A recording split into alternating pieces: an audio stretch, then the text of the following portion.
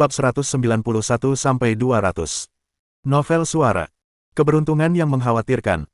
Ketika Tang Muxin pulang, Tang Ruixi sedang merokok di sofa.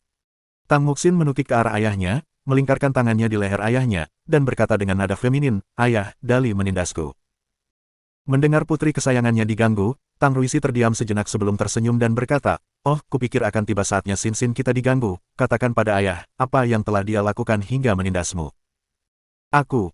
Sebelum Tang Muxin bisa melanjutkan, wajahnya memerah. Sebenarnya, yang terjadi adalah dia ingin diganggu tetapi itu tidak terjadi. Itu adalah perasaan yang aneh. Dia segera mengganti topik pembicaraan. "Jangan bicarakan itu, terlalu memalukan untuk diganggu oleh anak yang hilang itu." Tang Ruixi tertawa. "Haha, oke, kita tidak akan membicarakannya." Wanita muda ini menunjukkan semua emosinya di wajahnya. Jika ayahnya tidak tahu apa yang sedang terjadi, hidupnya akan sia-sia. Tang Muxin memijat bahu Tang Ruixi dengan tangannya yang halus dan bertanya, "Ayah, bagaimana keadaan perusahaanmu, sudah sejauh mana perkembangannya?" Tang Ruixi tertawa terbahak-bahak. Xin kita memang yang paling bijaksana, tidak ada masalah dengan perusahaan saat ini. Aku sudah mengatur agar Kiyu berada di perusahaan sesuai dengan ide Dali dan kamu. Anak ini penuh energi, semuanya tampak baik sejauh ini, terima kasih padamu dan Dali." Mendengar ayahnya menyebut Kiyu, yang lulus dari sekolah kedokteran, membuat Tang Muxin tertawa. Kiyu, hehe, ayah tidak tahu, tapi Dali sedang bercanda, pacar Kiyu telah memutuskan hubungan dengannya hari itu, dan kami kebetulan mendengarnya. Dali tiba-tiba meminta anteknya untuk membeli kue dadar isi, rantai emas, kunci rumah, dan kunci mobil. Tidak ada yang tahu apa yang sedang direncanakannya. Tang Ruixi jadi penasaran. Apa hubungan perpisahan mereka dengan barang-barang ini? Oh, untuk apa barang-barang ini digunakan? Tang Muxin terkekeh sambil terus memijat bahu ayahnya. "Dengarkan aku," gadis materialistis itu berkata. "Apakah menurutmu kue dadar isi jatuh dari langit, mudah bagimu untuk berbicara tentang kenaikan gajimu?" Si antek kemudian melempar kue dadar isi dari lantai atas, dan kue itu jatuh di samping gadis itu dengan bunyi cipratan. Mendengar Tang Muxin berbicara tentang prestasi gemilang Hong Dali, Tang Ruixi tak kuasa menahan tawa. "Hahaha, menarik, coba ku tebak. Apakah gadis itu melanjutkan perkataannya bahwa emas akan jatuh dari langit, dan antek Dali kemudian melemparkan rantai emas itu ke bawah?" Tang Muxin berkata, "Hehe, benar sekali, dia bahkan melempar kunci rumah dan kunci mobil. Ayah tidak melihatnya, tapi ekspresi gadis itu terlalu menarik, haha." "Itu sudah pasti, Dali benar-benar pemuda yang menarik." Tang Muxin terus memijatnya dan Tang Ruixi menepuk tangannya dan berkata, "Baiklah, kau istirahatlah lebih awal, hehe, aku perlu memeriksa beberapa dokumen lagi." Oke, kalau begitu, aku tidur dulu." Saat Tang Muxin melompat ke kamarnya, menutup pintu, dan berbaring di tempat tidur, jantungnya mulai berdebar kencang. Dali memang idiot, hukum dia kalau dia tidak bisa menemukan pacar seumur hidupnya. Dia berpikir sebentar lagi, lalu tertidur. Sejujurnya, jika Hong Dali adalah tipe yang pandai membuat gadis-gadis bahagia, Tang Muxin akan lebih khawatir. Di sisi lain, ketika mobil Liang Yifeng tiba di Rich Days, hotel bintang 5 yang megah, seorang penjaga pintu yang tampan dengan cepat membukakan pintunya. Liang Yifeng dengan santai melemparkan kunci mobilnya kepadanya dan bertanya dengan tenang, "Apakah Nona Tai Yajing ada di sini?" Penjaga pintu segera menjawab, "Ya, dia menunggumu di ruang Golden Years di lantai 3. "Baiklah." Liang Yifeng memasuki pintu utama Hotel Rich Days dan menarik banyak perhatian. Dia mungkin bukan orang terkenal, tetapi semua orang senang melihat pria tampan dan wanita cantik. Ketika seorang pria tampan sampai batas tertentu, mereka memberikan efek yang sama seperti wanita cantik. Terutama ketika bujangan yang sangat tampan itu muncul di tempat umum sendirian, hati beberapa wanita muda berdebar-debar. Pada banyak waktu, perbedaan antara pria dan wanita tidak begitu besar. Jalannya mulus, dan dia segera tiba di pintu ruang tahun emas di lantai 3. Saat Liang Yifeng masuk, bintang muda bertubuh besar Tai Yajing tersenyum manis sambil berdiri menyambutnya. Liang Yifeng memilih tempat duduk di dekat jendela. Tai Yajing menunggunya duduk sebelum mulai memesan beberapa hidangan. Sementara itu, Liang Yifeng menatap keluar jendela dengan linglung. Tai Yajing menatap wajah yang dikenalnya itu dengan tenang, tiba-tiba merasa asing. Rambut Liang Yifeng yang acak-acakan membuatnya tampak sedikit lesu dan dekaden. Sebagai seseorang yang telah menguasai puisi dan sastra sejak usia dini, ia tampak semakin berkelas. Liang Yifeng tiba-tiba berbicara dengan hangat. "Yajing, ku dengar kau cukup dekat dengan Hong Anbao dari keluarga Hong." Tai Yajing perlahan menggelengkan kepalanya. Memang begitu, tapi sayang sekali, harga dirinya terlalu tinggi, dan dia terlalu percaya diri, dia tidak mendengarkan siapapun, jadi sulit baginya untuk menjadi orang hebat. Liang Yifeng tersenyum dan berkata, kita sudah saling kenal selama 2 tahun, jangan bahas masa lalu, namun sebagai seorang teman, dengarkan nasihatku, jangan berdiri di pihak yang salah, jika tidak, itu tidak akan menjadi pemandangan yang indah. Tai Yajing terkejut. Maksudmu Hong Dali, anak ajaib itu? Liang Yifeng tersenyum tipis dan membelai pipi Tai Yajing yang lembut dan kenyal. Ia berkata sambil tertawa, ngomong-ngomong, setelah malam yang kita lalui bersama, kau meninggalkan kesan yang mendalam padaku, apa yang kukatakan sebelumnya adalah pengingat yang lembut, dengarkanlah jika kau mau, namun, tidak apa-apa jika kau tidak mendengarkan. Tiba-tiba dia tersenyum dan berkata, ya, kamu seharusnya menjadi juru bicara untuk produk perawatan kulit. Teratai yang muncul dari air jernih, kecantikan dengan daging es dan tulang giok itu seperti itu. Mereka berdua asyik dalam pertukaran mata yang ambigu dan godaan penuh kasih sayang. Tai Yajing memiringkan kepalanya sedikit dan memejamkan matanya, menikmati sentuhannya seperti anak kucing yang malas. Berada di bisnis hiburan, jika sekali saja tidak murni, seseorang hanya akan terus tenggelam. Liang Yifeng telah berkecimpung dalam bisnis hiburan dan memahami aturannya. Dia telah bertemu dengan banyak wanita. Tentu saja, dia tidak keberatan jika Tai Yajing mencari orang lain. Dia hanya tersenyum dan berkata, jika bukan itu masalahnya, menurutmu mengapa aku datang hari ini? Sejujurnya, semua orang di bisnis hiburan memahami aturannya, tapi kamu seharusnya tidak mengikuti si brengsek Hong Anbao itu. Tai Yajing menundukkan kepalanya. Terima kasih atas pengingatmu, kita bergantung pada masa muda dan wajah kita untuk menghasilkan uang, berapa lama kita bisa bertahan, aku memang bermaksud mencari pria yang lebih baik untuk menghabiskan sisa hidupku saat aku masih muda, tapi aku tidak pernah menyangka Hong Anbao akan menjadi pria yang tidak berguna, lalu, apa saranmu? Liang Yifeng terkekeh dan berkata, saya punya saran, tapi dengarkan saja sesukamu, terserah padamu apakah kamu ingin melakukannya.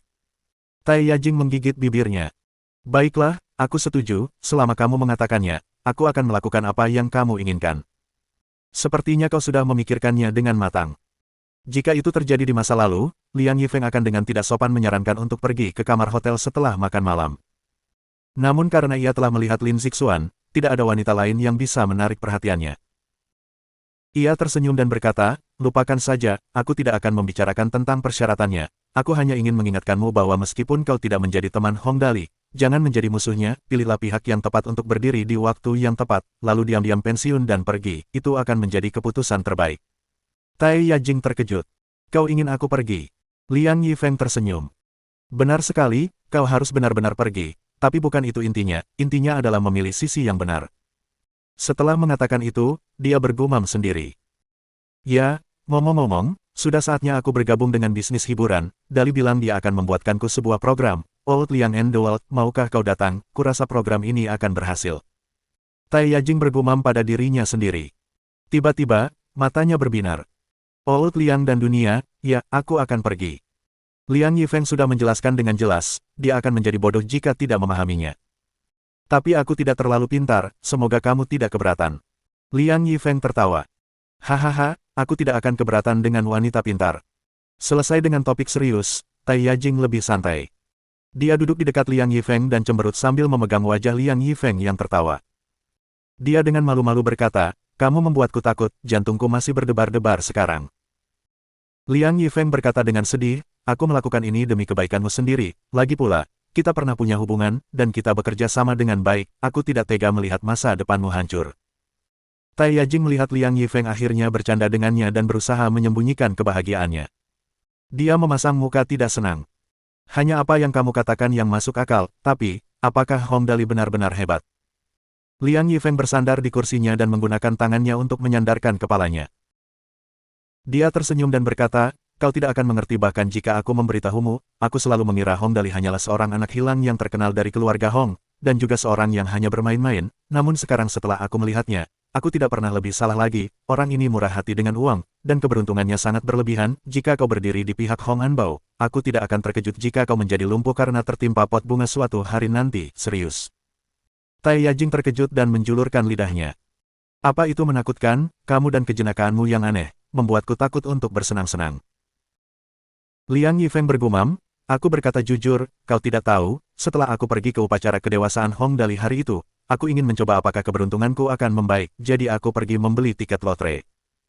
Tai Yajing bertanya, lalu, saya menang 200.000. Tai Yajing. Bab 192. Mo Zixiao yang luar biasa. Klub pribadi Baizi. Ini adalah klub swasta terkenal di jalan lingkar selatan kedua kota Tianjing. Minimalis tetapi tidak sederhana.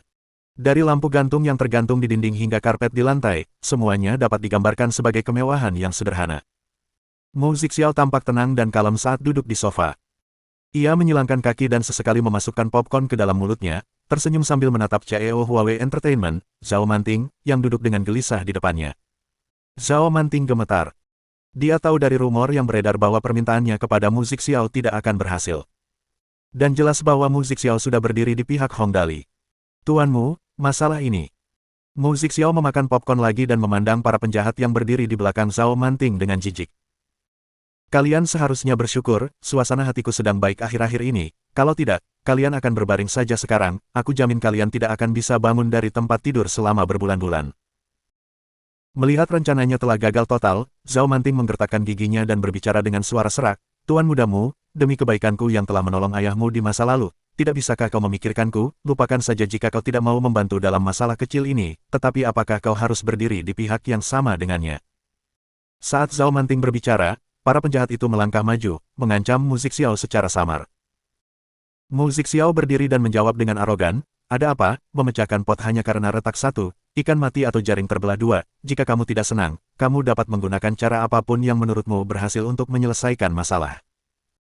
Tidak ada yang melihat apa yang terjadi, tetapi ketiga penjahat yang tidak beruntung itu berhasil dipukul mundur. Mu Zixiao duduk lagi dan melanjutkan makan popcorn. Termasuk kekerasan, kau tahu aku tidak akan pernah menolak duel. Mendengar itu, sekitar 20 orang langsung berdiri, menatap tajam ke arah Mu Zixiao yang acuh tak acuh. Zhao Manting berkeringat. Kamu memaksaku. Sebenarnya, jika dia tidak mengambil langkah yang salah di sepanjang jalan, dia tidak akan berakhir dalam situasi ini. Mu Zixiao tertawa dan berkata, aku memaksamu, jangan salahkan orang lain atas kebodohanmu, kaulah yang menyimpan niat jahat dan ingin mencampuri Lin Yanwei, kau tidak hanya gagal, tetapi kau juga kehilangan lebih banyak daripada yang kau peroleh. Sekarang setelah Lin Yanwei menjadi terkenal, sebagai mantan bos, kau pasti telah sepenuhnya dinilai oleh opini publik. Bakat luar biasa seperti Lin Yanwei disembunyikan olehmu, pasti telah mendengar banyak komentar sarkastik seperti itu, kau hanya bisa menyalahkan keberuntunganmu sendiri. Drama TV di Tianjing Satellite TV yang kau produksi berada di slot waktu yang sama dengan Ia Masinger. Lalu kau datang mencariku, berharap aku melakukan sesuatu untukmu, sayang sekali. Mu Zixiao tertawa dan berkata, ada pepatah yang sangat tepat untuk situasi ini. Masalah selalu ada pada wanita, terutama wanita cantik. Mu Zixiao berdiri dengan kedua tangan di belakang punggungnya, sama sekali mengabaikan para penjahat, dan berjalan perlahan di sekitar Zhao Manting. Sambil berjalan, dia berkata, Lin Yanwei adalah wanita yang sangat cantik, aku telah melihat banyak wanita cantik, tetapi aku belum pernah bertemu orang seperti dia sempurna, seperti Dewi dalam dongeng. Untungnya, aku berbeda darimu. Karena aku selalu ingat bahwa semakin cantik seorang wanita, semakin kamu tidak bisa memprovokasinya. Apalagi jika kamu tidak mengerti latar belakangnya. Untungnya, aku berbeda darimu. Aku tidak menyimpan niat jahat. Sebelum aku datang, aku menyelidiki dan mencari tahu tentang Hong Dali dan Lin Yanwei. Apakah menurutmu aku akan sebodoh itu sampai tergila-gila pada wanita cantik dan mengabaikan konsekuensinya? Lin Yanwei telah meraih ketenaran dan dikenal di seluruh negeri, apakah menurutmu keluarga Hong tidak akan memperhatikannya? Apakah menurutmu dia bisa didekati dengan begitu mudah? Jika begitu, keluarga Hong tidak akan berada di tempat seperti sekarang. Hehe, apakah kamu pikir tidak ada seorang pun yang tahu jika kamu mencoba menghancurkan sesuatu yang tidak bisa kamu dapatkan? Jika aku melakukan sesuatu pada Lin Yanwei, apakah menurutmu Hong Dali akan duduk diam dan tidak melakukan apa-apa? Apakah menurutmu aku tidak akan mempertimbangkan fakta bahwa itu akan menyebabkan perang antara keluargamu dan Hong? Mu Zixiao tidak bisa menahan diri untuk menggelengkan kepalanya. Ya, orang tidak takut pada musuh yang seperti dewa, hanya teman babi. 3. Kamu tampaknya menjadi pusing dengan kesuksesan tahun-tahun ini, dan menjadi terlalu percaya diri. Apakah kamu tahu apa kesalahanmu sekarang? Sayang sekali, sudah terlambat. Apakah kau tahu siapa Hong Dali bagiku sekarang? Dia adalah tuan muda tuanku. Apakah kau pikir aku akan menyinggung perasaannya hanya karena orang yang tidak berguna? Haha, kau terlalu melebih-lebihkan dirimu sendiri. Seringkali, orang yang menganggap dirinya penting berakhir dengan tragedi, sama seperti dirimu. Ekspresi Mu Zixiao tidak simpatik, dan aura gelap menyelimutinya. Setelah selesai, Mu Zixiao meregangkan lehernya dan mulai melakukan pemanasan. Meskipun ada sekitar 10 penjahat di depannya, Musik Xiao hanya berpikir apakah akan membuatnya lebih berdarah atau bersikap lebih lembut kepada mereka. Rasanya tidak pantas untuk mematahkan tangan dan kaki mereka di tempat umum seperti ini. Dan dia mungkin akan mendapat masalah dengan gurunya saat dia kembali. Tentu saja, dari aura tak kasat mata di sekitar Musik Xiao, siapapun yang memiliki sedikit wawasan dapat mengetahui bahwa pemuda yang terlihat agak tampan dan berkelas ini tidak bisa dianggap enteng. Zhao Manting tampak muram, dan tubuhnya berhenti gemetar. Aku mengerti semua yang kau katakan. Pada saat itu, dia tampak seperti seseorang yang bertekad untuk memberikan segalanya. Aku siap menghadapi hal ini, karena kamu sudah mengerti semuanya. Tidak ada lagi yang bisa kukatakan, jika aku dipaksa mati, seseorang harus ikut mati bersamaku. Musik Xiao menjadi bersemangat sambil mengepalkan tinjunya. Kau ingin bertarung, tinjuku gatal. Para penjahat di sekitar telah mencabut batang-batang besi yang mereka sembunyikan sebelumnya. Namun, kecepatan mereka sebanding dengan siput yang sedang makan. Mereka bukan tandingan Musik Xiao yang diajari kungfu oleh kakek Wang. Pertarungan dimulai dengan cepat tetapi berakhir lebih cepat lagi. 10 penjahat tergeletak di lantai sambil mengerang. Musik Xiao tidak mau repot-repot bersikap sopan terhadap penjahat seperti mereka. Semua anggota tubuh mereka patah, dan mulut mereka memar. Yang bisa mereka lakukan hanyalah mengerang. Itu hanya tamparan di tangan Musik Xiao. Zhao Manting mulai menggigil ketakutan. Setelah pertarungan, Musik Xiao merasa senang. Sejujurnya, keberuntunganmu tidak buruk, aku telah belajar kungfu dari guruku, dan temperamenku telah banyak berubah. Jika itu di masa lalu, kamu tidak akan bisa berdiri di sana dan menggigil. Melihatmu telah memperlakukan ayahku dengan baik, aku tidak akan melakukan apapun padamu kali ini, pergilah, hanya ini yang bisa kuberikan padamu sebagai imbalan atas bantuan yang telah kau berikan kepada ayahku, haha. Zhao Manting berkeringat deras, pakaiannya basah kuyup. Dia buru-buru merangkak keluar pintu. Melihat pemandangan menyedihkan di depannya, Musik Xiao mendesah pelan. Ia bergumam, untungnya, aku tidak terlalu gegabah dan tidak melakukan apapun pada Dali, kalau tidak, aku akan berada di situasinya sekarang. Berbicara tentang Hong Dali, Musik Xiao sedikit gemetar. Sekalipun kungfunya bagus, menghadapi nasib aneh Hong Dali, dia hanya bisa menyerah. Hong Dali bahkan bisa menemukan seseorang yang sangat ahli dalam kungfu, apalagi yang berani dipikirkan Musik Xiao. Ah, hari ini menyenangkan. Hong Dali telah tiba di rumah dan makan malam. Ketika dia menutup pintu kamarnya, sistem tiba-tiba berbunyi. Suara mekanik yang dingin itu muncul lagi. Misi sampingan 2, si kecil hilang dari alam, status misi, selesai, kemajuan saat ini, 1000/1000, hadiah misi, gelar, sahabat terbaik alam, efek gelar, memperoleh dukungan dari alam, kemampuan untuk mengapung bebas di air, level gelar, pemula. Pengumuman ini mirip dengan misi sampingan 1, yang disertai dengan penjelasan tambahan. Tingkat penyelesaian misi, sempurna. Penjelasan tambahan 1. Tuan rumah telah memperbaiki lingkungan alam sebelum misi diumumkan. Tuan rumah memang pecinta alam dan tidak melakukan misi hanya demi menyelesaikannya. Hadiah tambahan. Efek judul ditingkatkan, dan level judul memiliki kemungkinan untuk ditingkatkan. Penjelasan tambahan 2. Gelar ini adalah gelar rahasia. Host tidak perlu memakainya, gelar ini akan berlaku setelah misi selesai. Efek gelar. Atribut saat ini, air. Penjelasan terperinci. Host dapat bergerak bebas di air. Host akan dapat mengendalikan elemen air di sekitarnya. Contoh. Mengapung, tenggelam, bergerak maju, mengendalikan kiri dan kanan, mundur, del. Misi ini memiliki tugas lanjutan yang akan diumumkan saat pemutakhiran sistem selesai. Setelah selesai, level judul dapat ditingkatkan. Efek yang ditingkatkan. Kontrol 5 elemen. Elemen berikutnya. Tidak diketahui. Kurung siku tutup. Melihat penjelasan tambahan itu, Hong Dali tidak bisa berhenti tertawa. Hadiah tambahan yang luar biasa. Di masa depan, sungai, danau, dan laut akan menjadi taman bermainku. Setelah aku masuk ke dalam air, aku akan dapat mengapung sesuai keinginanku, tenggelam sesuai keinginanku, bergerak ke kiri atau ke kanan sesuai keinginanku. Ada alasan mengapa Hong Dali begitu bahagia. Sebelum transmigrasi, dia tidak bisa berenang. Dia tidak berani pergi ke sisi kolam yang lebih dalam tanpa pelampung renang. Ini bukanlah hal yang terpenting. Yang terpenting adalah, setelah menyelesaikan misi ini, Hong Dali dapat menghabiskannya dengan bebas sambil menunggu sistem ditingkatkan. Hong Dali tersenyum dan menatap harimau kecil Quentin dan samoyed Xiao Xiao yang sedang berkelahi. Hahaha, Xiao Xiao, Quentin, akhirnya aku bisa menyia-nyiakannya lagi.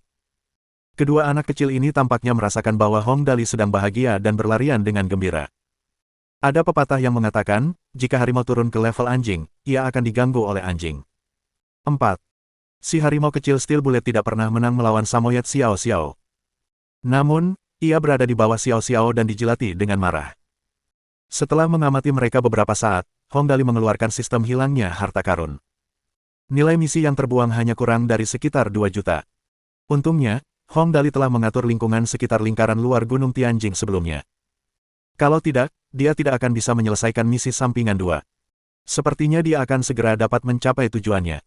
Tidak lama lagi sampai hari pemutakhiran sistem. Bab 193. Itu harus berhasil. Beberapa hari berikutnya berlalu dengan relatif damai, dan segera tiba saatnya untuk episode ketiga I Am a Singer. Seperti biasa, ini adalah pengalaman yang luar biasa. Seperti episode pertama dan kedua, penonton berteriak sekeras-kerasnya. Jumlah unduhan web kali ini juga gila-gilaan. Satu-satunya perbedaannya adalah, kali ini, diskusi penonton hampir seluruhnya terfokus pada ketegangan yang luar biasa dalam I Am a Singer. Platform media sosial terbesar di Tiongkok. Sina Weibo. Dulu saya mengira Jiang Ruoyu sudah cukup untuk mendominasi panggung, tapi kemunculan Chang Gongyan mengubah segalanya. Ya, Reminiscing the Past, karya Chang Gongyan adalah karya klasik, Jiang Ruoyu telah menemukan lawannya kali ini. Apakah kamu buta? Bagaimana Ruoyu kita bisa kalah? Tunggu saja dan lihat. Yang benar-benar bernyanyi dengan baik kali ini adalah Chu Zongqin. Baiklah, sayangnya, dia hanya menempati posisi ketiga. Duh, itu membuatku sangat sedih. Berpuaslah, beberapa kontestan di I Am a Singer sekarang semuanya adalah orang-orang dengan keterampilan yang sesungguhnya. Chang Gongyan pantas menang kali ini, Jiang Ruoyu dan Chu Zongqin yang masing-masing berada di posisi kedua dan ketiga. Keduanya adalah penyanyi dengan kemampuan yang sesungguhnya, semua kontestan lainnya juga sangat berbakat. Benar sekali, penyelenggara tampaknya telah berinvestasi banyak kali ini. Daftar penyanyi sangat mengesankan. Beberapa kontestan pertama relatif tidak dikenal, dan saya pikir itu tidak akan menarik. Sekarang, saya berharap hari Selasa datang dengan cepat setiap minggu sehingga saya dapat menyaksikan para legenda penyanyi berkompetisi. Siapa yang akan menolaknya? Sekarang sedang terjadi pertarungan serius di atas panggung, saya sangat bersemangat dengan ronde-ronde berikutnya. Awalnya, orang-orang mengira bahwa hasil kontes tersebut kurang lebih sudah pasti. Namun, sejak Hong Dali sama sekali mengabaikan semua penyanyi populer yang datang untuk mendaftar, dan memutuskan untuk memilih Chang Gongyan, yang selama ini selalu bersikap rendah hati, penonton tiba-tiba merasa bahwa I Am a Singer sekali lagi penuh dengan ketegangan dan perubahan yang tak terduga. Penampilan Chang Gongyan di panggung sungguh luar biasa. Begitu luar biasa hingga Jiang Ruoyu yang sebelumnya populer tidak dapat berbuat apa-apa untuk mengurangi kemegahannya. Kontes itu kembali menjadi topik pembicaraan orang-orang. Hampir semua pembahasan difokuskan pada dua hal, yang pertama adalah siapa yang akan menjadi juara utama, dan yang kedua setelah episode keempat berakhir, siapa yang akan menjadi pendatang baru di atas panggung. Hong Dali sama sekali tidak peduli dengan diskusi daring. Pada saat itu, dia berbaring di pangkuan Lin Yanwei, mendengarkan laporan Zhang Kai. Tuan muda, popularitas I Am a Singer terus meningkat, jumlah unduhan di web juga meningkat, unduhan untuk konser Yanwei dan, tanpa diduga, episode pertama, keduanya mencapai rekor tertinggi. Hong Dali melambaikan tangannya. Biasa saja, ada lagi. Zhang Kai tersenyum. Masih ada lagi, kami telah menerima biaya hak siar dari Tianjin Satellite TV, Sokul Video, serta biaya hak hosting dari AS, jumlahnya cukup besar. Hong Dali sedikit pusing. Simpan saja sebagai uang tunai, sungguh sulit tanpa Xiaoyi di dekatku, aku tidak tahu bagaimana proyekku berjalan, sungguh merepotkan. Zhang Kai dan Lin Yanwei juga merasa terganggu dengan Xiaoyi. Sulit untuk membantu dalam situasi seperti itu. Mereka masih belum berhasil menemukan siapa dalangnya. Beberapa dari mereka sedang mengobrol santai ketika Chu Zongqin menyerbu masuk. Dia melemparkan dirinya ke arah Hong Dali dan mencengkeram kakinya. Tuan muda, tolong, mereka terlalu ganas, pendatang baru Chang Gongyan terlalu kuat, aku tidak bisa menahannya. Hong Dali sudah tahu sejak lama bahwa dia tidak akan mampu bertahan. Dia hanya tidak menyangka bahwa dia akan hancur secepat ini. Ahem, pelan-pelan saja, bagaimana situasinya sekarang, bisakah kamu memperlambatnya? Chu Zongqin masih bingung, tetapi berusaha sekuat tenaga untuk tenang. Baiklah, Tuan muda, Anda harus membantu saya sekarang, kalau tidak, saya khawatir saya tidak akan bisa melanjutkan dan akan dikeluarkan dari acara, saya tidak pergi kemanapun dan telah berlatih keras sepanjang minggu untuk episode ini, saya hanya menempati posisi ketiga, saya khawatir jika saya sedikit mengalah, saya akan berakhir di posisi terakhir, itu akan sangat memalukan. Bukan hanya ketakutan tak berdasar dari pihak Chu Zongqin. Dia benar-benar tidak mampu untuk kalah. Martabat adalah bagian penting dari kehidupan. Dia datang ke sini untuk meningkatkan popularitasnya. Jika penonton benar-benar tidak mendukungnya lagi, bahkan jika dia tidak dikeluarkan, berada di salah satu dari sedikit tempat terakhir sudah akan sangat memalukan. Hong Dali tidak terganggu. Datang ke dunia ini, dia mungkin juga akan bunuh diri jika dia tidak bisa menangani masalah sekecil itu. Oh, tidak apa-apa, jangan khawatir. Jadi, Hong Dali menegakkan tubuhnya dan berkata sambil tersenyum, ini lagu untukmu, aku menulisnya saat aku bosan di sekolah selama 2 hari ini. Zhang Kai terkejut tetapi segera tersadar saat pemahamannya mulai muncul. Tuan muda bisa menulis lagu, oh benar, Anda menulis Rolling Up the Beaded Curtain untuk Nian Wei terakhir kali, lagu apa itu kali ini? Hong Dali berkata sambil berjalan, ikuti aku dan kau akan tahu, oh benar, aku hanya punya liriknya dan hanya bisa bersenandung samar-samar, kau masih perlu mengaransemen musiknya, aku masih ingin lagunya diedit dan diaransemen sesuai permintaanku, tapi kurasa itu akan berhasil. Meskipun Chu Zongqin tahu bahwa menggulung tirai manik-manik adalah hadiah yang diberikan Hong Dali kepada Lin Yanwei, ada pepatah yang mengatakan bahwa perbedaan antara hadiah untuk wanita dan pria bagaikan langit dan bumi. Ini, Tuan Muda, apakah ini akan berhasil? Hong Dali tampak santai. Jangan khawatir, semuanya akan baik-baik saja. Chu Zongqin tiba-tiba merasa lemah. Haruskah? Sebagai penyanyi baru yang sebelumnya tidak dikenal, Jiang Ruoyu dalam suasana hati yang baik akhir-akhir ini. Seiring dengan meningkatnya popularitas Iama Singer, popularitasnya juga meningkat. Meskipun popularitasnya tidak sepopuler Lin Yanwei, reputasinya di pasar domestik setidaknya cukup besar. Setelah menandatangani beberapa kontrak iklan beberapa hari yang lalu, Jiang Ruoyu merasa semakin percaya diri. Keberuntungannya tidak baik sebelumnya, dan popularitasnya tetap rendah dan stagnan. Itu mungkin masa tergelap dalam hidupnya. Tidak seburuk itu sampai dia harus menjual tubuhnya, tetapi ada banyak pekerjaan komersial yang tidak menghasilkan banyak uang. Pada saat itulah dia mendengar tentang program Iama Singer, yang diproduksi oleh Chai Wei Entertainment dan fakta bahwa ada hadiah uang tunai, sehingga Jiang Ruoyu setuju untuk ambil bagian tanpa ragu-ragu. Dilihat dari situasi saat ini, itu adalah keputusan terbaik yang pernah dibuatnya dalam hidupnya. Tidak berlebihan jika dikatakan bahwa itu adalah titik balik dalam hidupnya. Dia memiliki bakat dan penampilan, serta dukungan finansial yang sangat besar dari Tuan Muda Hong Dali. Jiang Ruoyu terkenal. Sangat terkenal. Orang-orang bahkan mengira panggung masa depan Iama Singer akan didominasi oleh Jiang Ruoyu. Sebuah bintang baru tengah bersinar. Maka tak dapat dielakkan lagi bahwa Jiang Ruoyu menjadi puas diri. Itu bukan salahnya. Itu adalah tahap yang diperlukan bagi banyak orang yang tiba-tiba menjadi terkenal. Pertama, sikap mereka berubah menjadi lebih buruk, lalu mereka mulai menjadi sombong. Akhirnya, mereka menjadi tidak masuk akal dan menganggap diri mereka lebih tinggi dari orang lain. Beruntunglah Jiang Ruoyu memiliki kehidupan yang agak sulit di masa lalu. Dia mengerti bahwa kesuksesan tidak datang dengan mudah. Dia senang dengan kesuksesannya tetapi tidak menjadi puas diri. Ketika Chang Gongyan tiba di tempat kejadian, Jiang Ruoyu tidak gentar. Sebaliknya, dia merasa gembira. Itu karena dia tahu bahwa kontes dengan persaingan ketat akan memiliki rating penonton yang lebih tinggi. Itu berarti popularitasnya juga akan meningkat. Dia tidak mengatakan apapun. Yang dia lakukan hanyalah bekerja keras untuk memperbaiki dirinya, menciptakan lagu yang lebih bagus, dan berlatih keras dalam bernyanyi. Dia adalah wanita yang tangguh dan berhasil melewati masa-masa sulit di masa lalu. Bagaimana mungkin dia menyerah sekarang karena cahaya sudah di depan mata?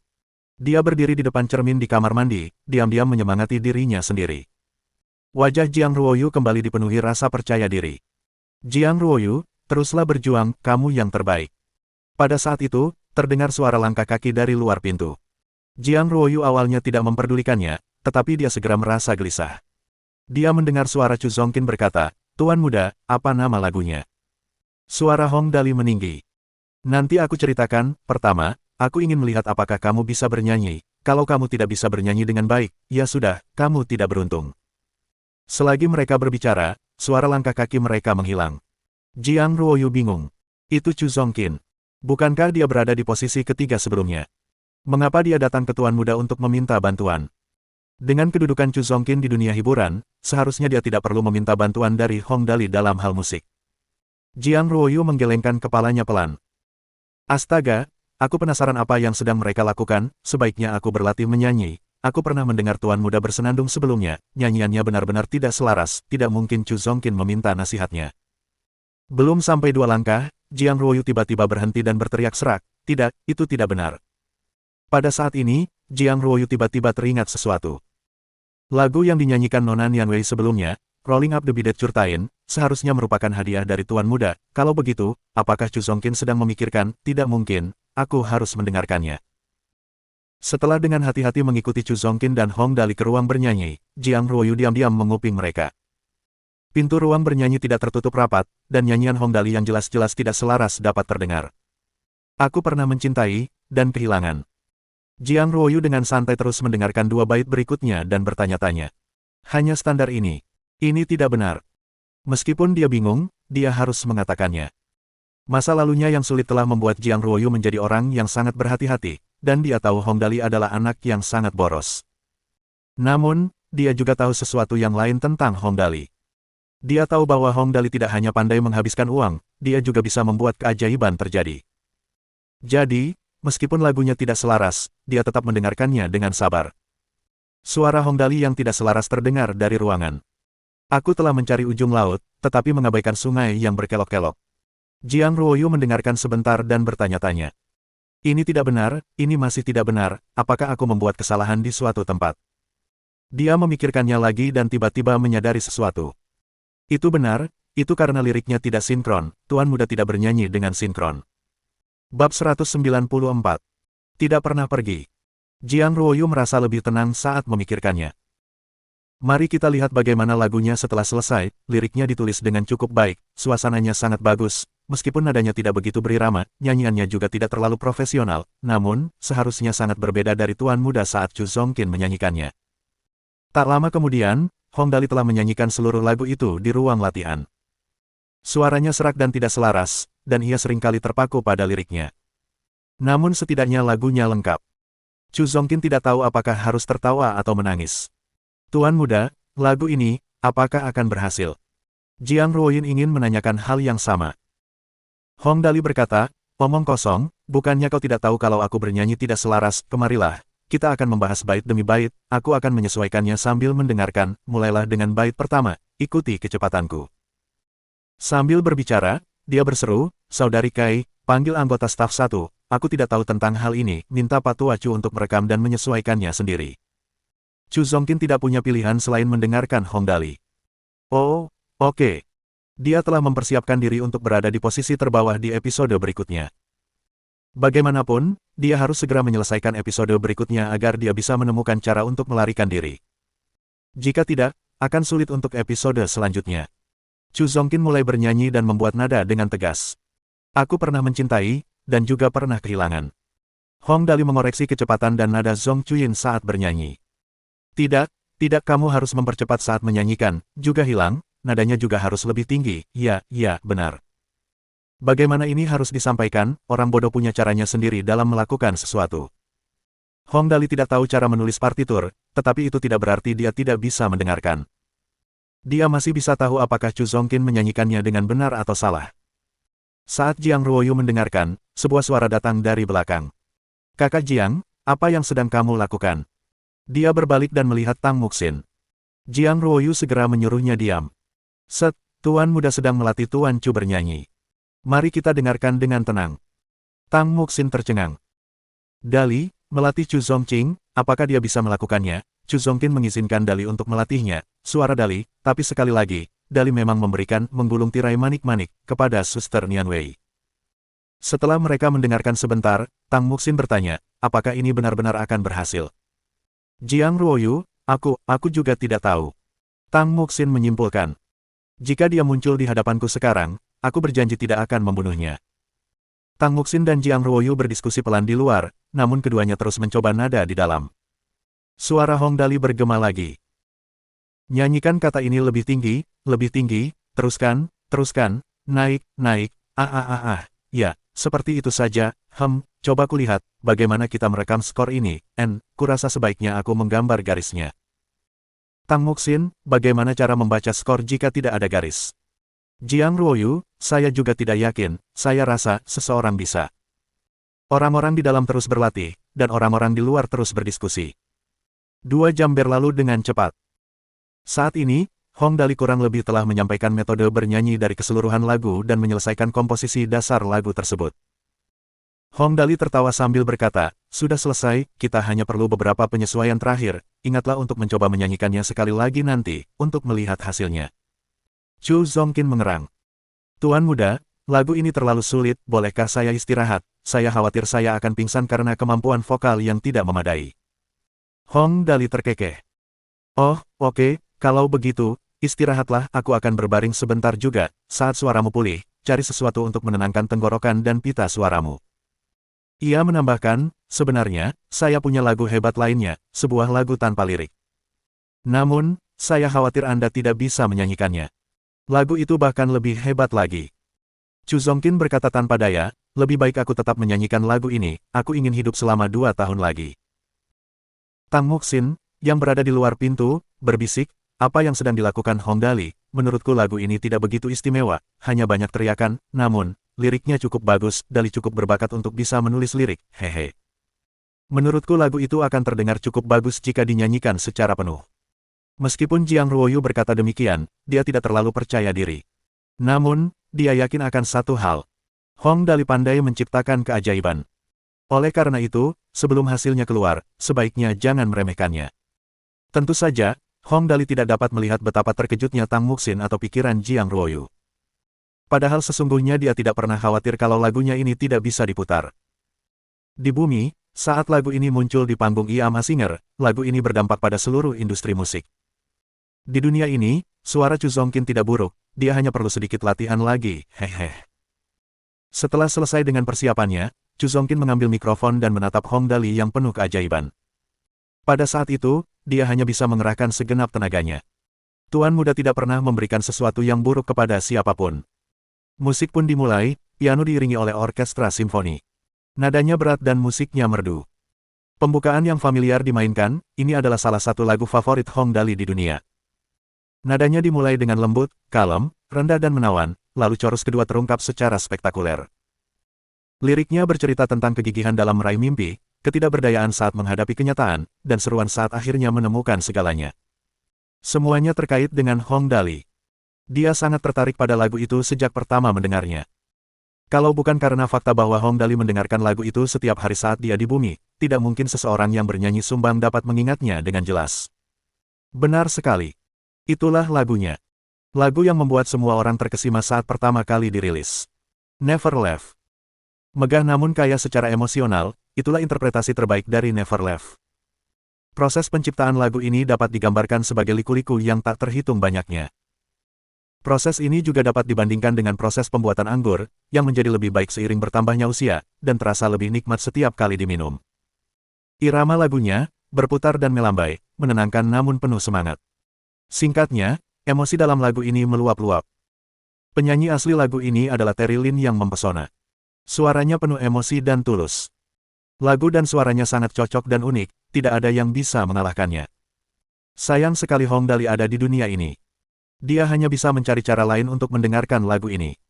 Chu Zongqin, penyanyi kawakan di industri musik, kemampuan menyanyinya luar biasa, terutama staminanya. Ia tidak terengah-engah atau bernapas terlalu keras saat bernyanyi. Ini sebanding dengan Terry Lin. Jika tidak mungkin Hong Dali akan merusak karya klasik ini. Tak lama kemudian, Chu Zongqin mulai bernyanyi, Aku Pernah Mencintai, dan juga pernah kehilangan. Ruang latihan dipenuhi dengan suaranya yang karismatik.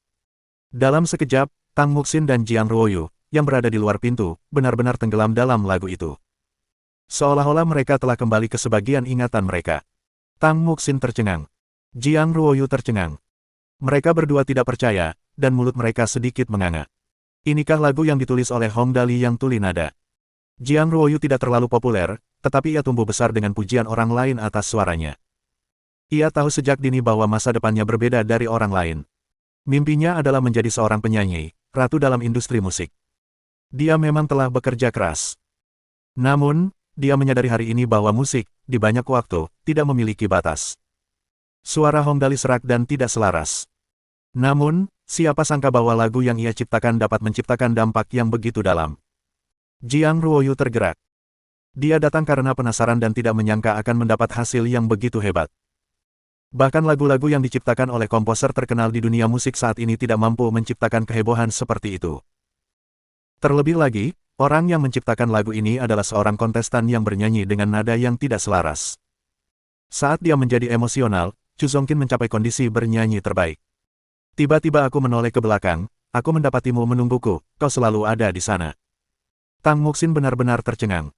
Sebelumnya, dia hanya mendengarkan sebagian liriknya dan tidak begitu merasakannya. Namun, saat itu, saat mendengar Chu Zongkin mengartikan lagu itu dengan indah, dia benar-benar terkesima. Tiba-tiba dia menyadari bahwa anak hilang yang selama ini bergaul dengannya telah berubah. Dia benar-benar merasa iri pada Hong Dali dan bakatnya. Sulit untuk menggambarkan perasaannya. Sedikit cemburu, dan sedikit manis. Seolah-olah ada sesuatu yang menyentuh hatinya, dan sosok itu menjadi jelas dalam benaknya. Bayangan yang terukir dalam benaknya tidak mudah dihapus. Dia berdiri beberapa saat lagi di ruang latihan yang anehnya sunyi itu. Suara yang familiar terdengar. Ya, Ruoyu, Xin, apa yang kalian berdua lakukan di sini? Saat mereka sadar, Tang Muxin disambut dengan wajah tersenyum Hong Dali. Hanya matanya yang bersinar seperti bintang. Tang Muxin menghampiri Hong Dali dan memegang tangannya, sambil berkata dengan malu-malu, "Hehe, Dali, lagu yang kamu tulis ini sangat bagus, bisakah kamu memberitahuku apa judulnya?" Hong Dali memeluknya sebagai jawaban. Judul lagunya, Never Left, gimana, bagus. Tang Muxin tidak bisa menahan pujiannya. Bagus sekali, ini adalah lagu terindah yang pernah kudengar sepanjang hidupku. Bukankah itu sudah jelas? Lagu-lagu di dunia ini agak buruk. Chu Zongkin dan Jiang Ruoyu merasa kagum dan semakin menghormati Hong Dali. Mereka berdua rendah hati, terutama Chu Zongkin. Tatapannya lembut dan bersahabat, seperti seorang pengantin yang menatap suaminya yang baru menikah. Mereka yang tidak tahu lebih jauh akan mengira dia seorang gay. Bab 195. Wanita yang melompat ke sungai. Hong Dali meregangkan tubuhnya dengan malas dan berkata, "Ah, hari ini menyenangkan, ayo pulang dan tidur, tidur." Dia berbalik, meraih tangan Lin Yanwei, dan berkata sambil tersenyum, "Saudari Yanwei, dalam beberapa hari, aku akan menulis naskah, mari kita membuat film untuk bersenang-senang, akhir-akhir ini agak membosankan." Lin Yanwei, yang sebelumnya tidak pernah tampil dalam iklan atau film, menjawab tanpa ragu. "Baiklah." Tang Muxin juga bersemangat dengan ide itu. Dia berkata, Oke, Dali, aku juga ingin ikut." Hong Dali tertawa terbahak-bahak. "Anda pasti akan diikut-sertakan, produksi Dali pasti yang terbaik, saya harus memastikan susunan pemainnya spektakuler, jangan tidak sabar, saya akan mulai mengerjakan naskahnya dalam beberapa hari ke depan. Kita seharusnya punya banyak uang, biaya hak siar untuk Iama Singer, biaya unduhan dari Unexpectedly, dan ada lebih dari 40.000 setiap hari dari Yelai Siang, sebaiknya kita manfaatkan semua uang ini sebaik-baiknya. Bagaimana seseorang menjadi anak yang hilang tanpa mengeluarkan uang? Baiklah, karena kita tidak punya banyak pengalaman dengan hal lain, mari kita mulai dengan film. Ada begitu banyak film klasik di bumi. Kita bahkan tidak perlu mengingat alur cerita dan latar untuk semua film tersebut, cukup cuplikan acak di sana-sini saja sudah cukup. Jika kita sertakan setup Cuyin, wahaha. Pasti akan jadi sesuatu yang spektakuler." Hong Dali sudah memikirkan masalah ini. Namun, dia belum punya rencana konkret. Sekarang, yang harus dia lakukan hanyalah menunggu Chu Zongkin meninggalkan panggung Iama Singer dengan anggun dan dia akan bebas untuk mengerjakan hal-hal lain. Yang harus dia lakukan hanyalah menunggu pembayarannya masuk. Dengan Zhang Kai yang mengurus semuanya, dia tidak perlu khawatir. Hari sudah mulai malam dan ia harus segera pulang. Namun, ia terjebak dalam kemacetan lalu lintas.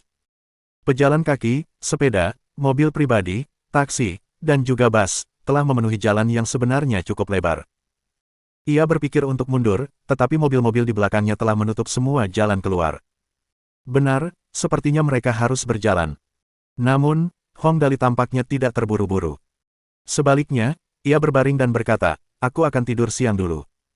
Tang Muxin memeluk Quentin dan tidak bisa tidur. Pikirannya dipenuhi dengan lagu yang ditulis Hong Dali. Dia bisa melihat bahwa Dali lelah, tetapi dia bosan. Dia memutuskan untuk mencari tahu apa yang terjadi di luar. Sambil menurunkan kaca jendela, dia menjulurkan kepalanya untuk bertanya kepada seorang pejalan kaki yang tiba di sana sebelum mereka. "Tuan, apa yang terjadi di depan?" Pejalan kaki itu adalah seorang pria berusia 50-an. Dia menunjuk ke arah depan. Tang Muxin melihat ke arah yang ditunjuk jarinya. Dia melihat seorang wanita berdiri di jembatan di atas Danau Fengyuan, menatap ke bawah ke dalam air. Wajahnya tidak terlihat jelas. Saat angin malam yang dingin bertiup, gaun putih yang dikenakan wanita itu berkibar tertiup angin seperti gaun peri, dan rambutnya yang sepinggang menari-nari tertiup angin. Tang Muxin berseru. Dia akan melompat ke sungai. Ini mungkin adalah adegan melompat dari danau yang paling halus dalam sejarah lompatan dari danau. Hong Dali terbangun saat mendengar seseorang akan melompat ke sungai. Ia bertanya kepada pejalan kaki itu, apakah dia laki-laki atau perempuan, apa yang terjadi. Ia tidak tahu bahwa itu adalah seorang perempuan yang ingin mengakhiri hidupnya. Orang yang lewat berkata, saya dengar karirnya tidak berjalan baik, dia tidak dapat menemukan pekerjaan yang layak, impian masa kecilnya pun hancur. Hong Dali dan Tang Muxin berkata serempak, kasihan sekali. Pejalan kaki itu melanjutkan, wanita itu memanjat setengah jam yang lalu, katanya dia ingin melompat, sudah ada beberapa pria di sekitar yang telah melepas baju mereka menunggu dia melompat, itu akan menjadi kesempatan besar bagi mereka untuk menjadi pahlawan dan menyelamatkan gadis yang dalam kesulitan itu, dia memiliki tubuh yang luar biasa, semua orang menunggu, tetapi wanita itu belum bergerak, yang dia lakukan hanyalah menangis. Hong Dali berkata, kalau begitu, itu salahnya, bagaimana dia bisa bersikap tidak sopan, mereka tidak melepas celana mereka. Orang yang lewat berkata, tidak, saya mendengar orang mengatakan bahwa ada beberapa pria yang terangsang, tetapi seiring berjalannya waktu, hal itu mereda lagi. Perhatikan apa yang dimaksud orang yang lewat. Hong Dali tertawa. Wanita itu akan bunuh diri hanya karena dia tidak bisa mendapatkan pekerjaan, seberapa lemah pikirannya. Pejalan kaki itu berkata, kabarnya dia juga punya masalah emosional. Pacarnya berhubungan dengan wanita kaya lalu mencampakkannya. Itu saja. Berita lain mungkin tidak akan memengaruhinya, tetapi ini menyentuh hati Tang Muxin. Bagaimanapun, mereka adalah wanita. Tang Muxin mengeluarkan suara geram dan mulai mengguncang pergelangan tangan Hong Dali. Dali, pikirkan cara untuk menyelamatkannya. Hong Dali menjawab, jangan khawatir, jika dia ingin melompat, dia pasti sudah melakukannya sejak lama, jika kau bertanya padaku, kurasa dia tidak akan melompat sama sekali hari ini, tidakkah kau dengar, sepertinya dia hanya sedang emosional, ada begitu banyak pria di sana yang bertelanjang dada dan menunggu untuk menjadi pahlawan, mungkin ada cukup banyak dari mereka yang akan memulai perkelahian, mengapa kita perlu membantunya? Orang yang lewat berkata, entahlah Tuan Muda, Anda sendiri tampak seperti orang kaya, menurut Anda apa yang ingin dilakukan wanita itu? Hong Dali mengusap dagunya. Aku tidak tahu, lupakan saja, kita sudah terjebak dalam masalah, ayo kita lihat apa yang terjadi. Sebelum Dali bertransmigrasi, ia dijuluki Gudi Dali.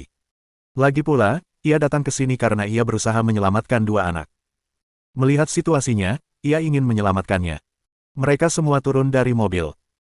Dengan 9 antek yang memimpin jalan dan memberi ruang di antara kerumunan untuknya, Hong Dali dan orang-orangnya mencapai jembatan dalam waktu singkat. Saat mereka mendekati jembatan, Hong Dali melihat siluet kesepian wanita itu berdiri di pagar, gaun putihnya yang berkibar-berkibar dan angin bertiup melewati rambutnya yang panjang. Sayangnya, wajahnya tertutup, dan dia tidak bisa melihatnya dengan jelas. Dia baru saja berbicara tentang pembuatan film. Hong Dali merasa merinding. Kalau saja wanita ini muncul dari sebuah film, dia akan menjadi Sadako. Dia bahkan tidak memerlukan riasan atau kostum lebih lanjut. Tepat pada saat itu, wanita itu merasakan perubahan di sekelilingnya dan berbalik. Dia melihat Hong Dali dan orang-orangnya di belakangnya dan berteriak dengan gelisah, jangan mendekat. Hong Dali mengangkat bahu. Ekspresinya tetap ramah dan tersenyum. Kami di sini hanya untuk melihat-lihat, tetapi penglihatanku tidak begitu bagus, jadi aku ingin mendekat. Wanita itu berbalik. Hong Dali masih tidak bisa melihat wajahnya dengan jelas. Dia hanya bisa mendengarnya berkata sambil tertawa meremehkan, kesini untuk menemuiku dan bercanda. Bukankah sudah jelas? Anda memutuskan untuk melompat, apakah Anda takut orang-orang melihat?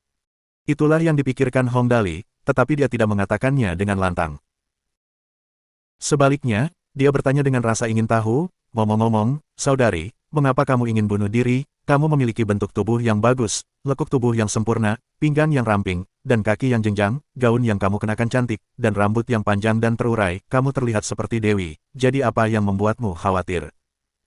Meskipun ia memiliki kebebasan untuk ingin bunuh diri sebagai orang dewasa, Hong Dali tidak mampu menahan dorongan alaminya untuk mencoba menyelamatkannya.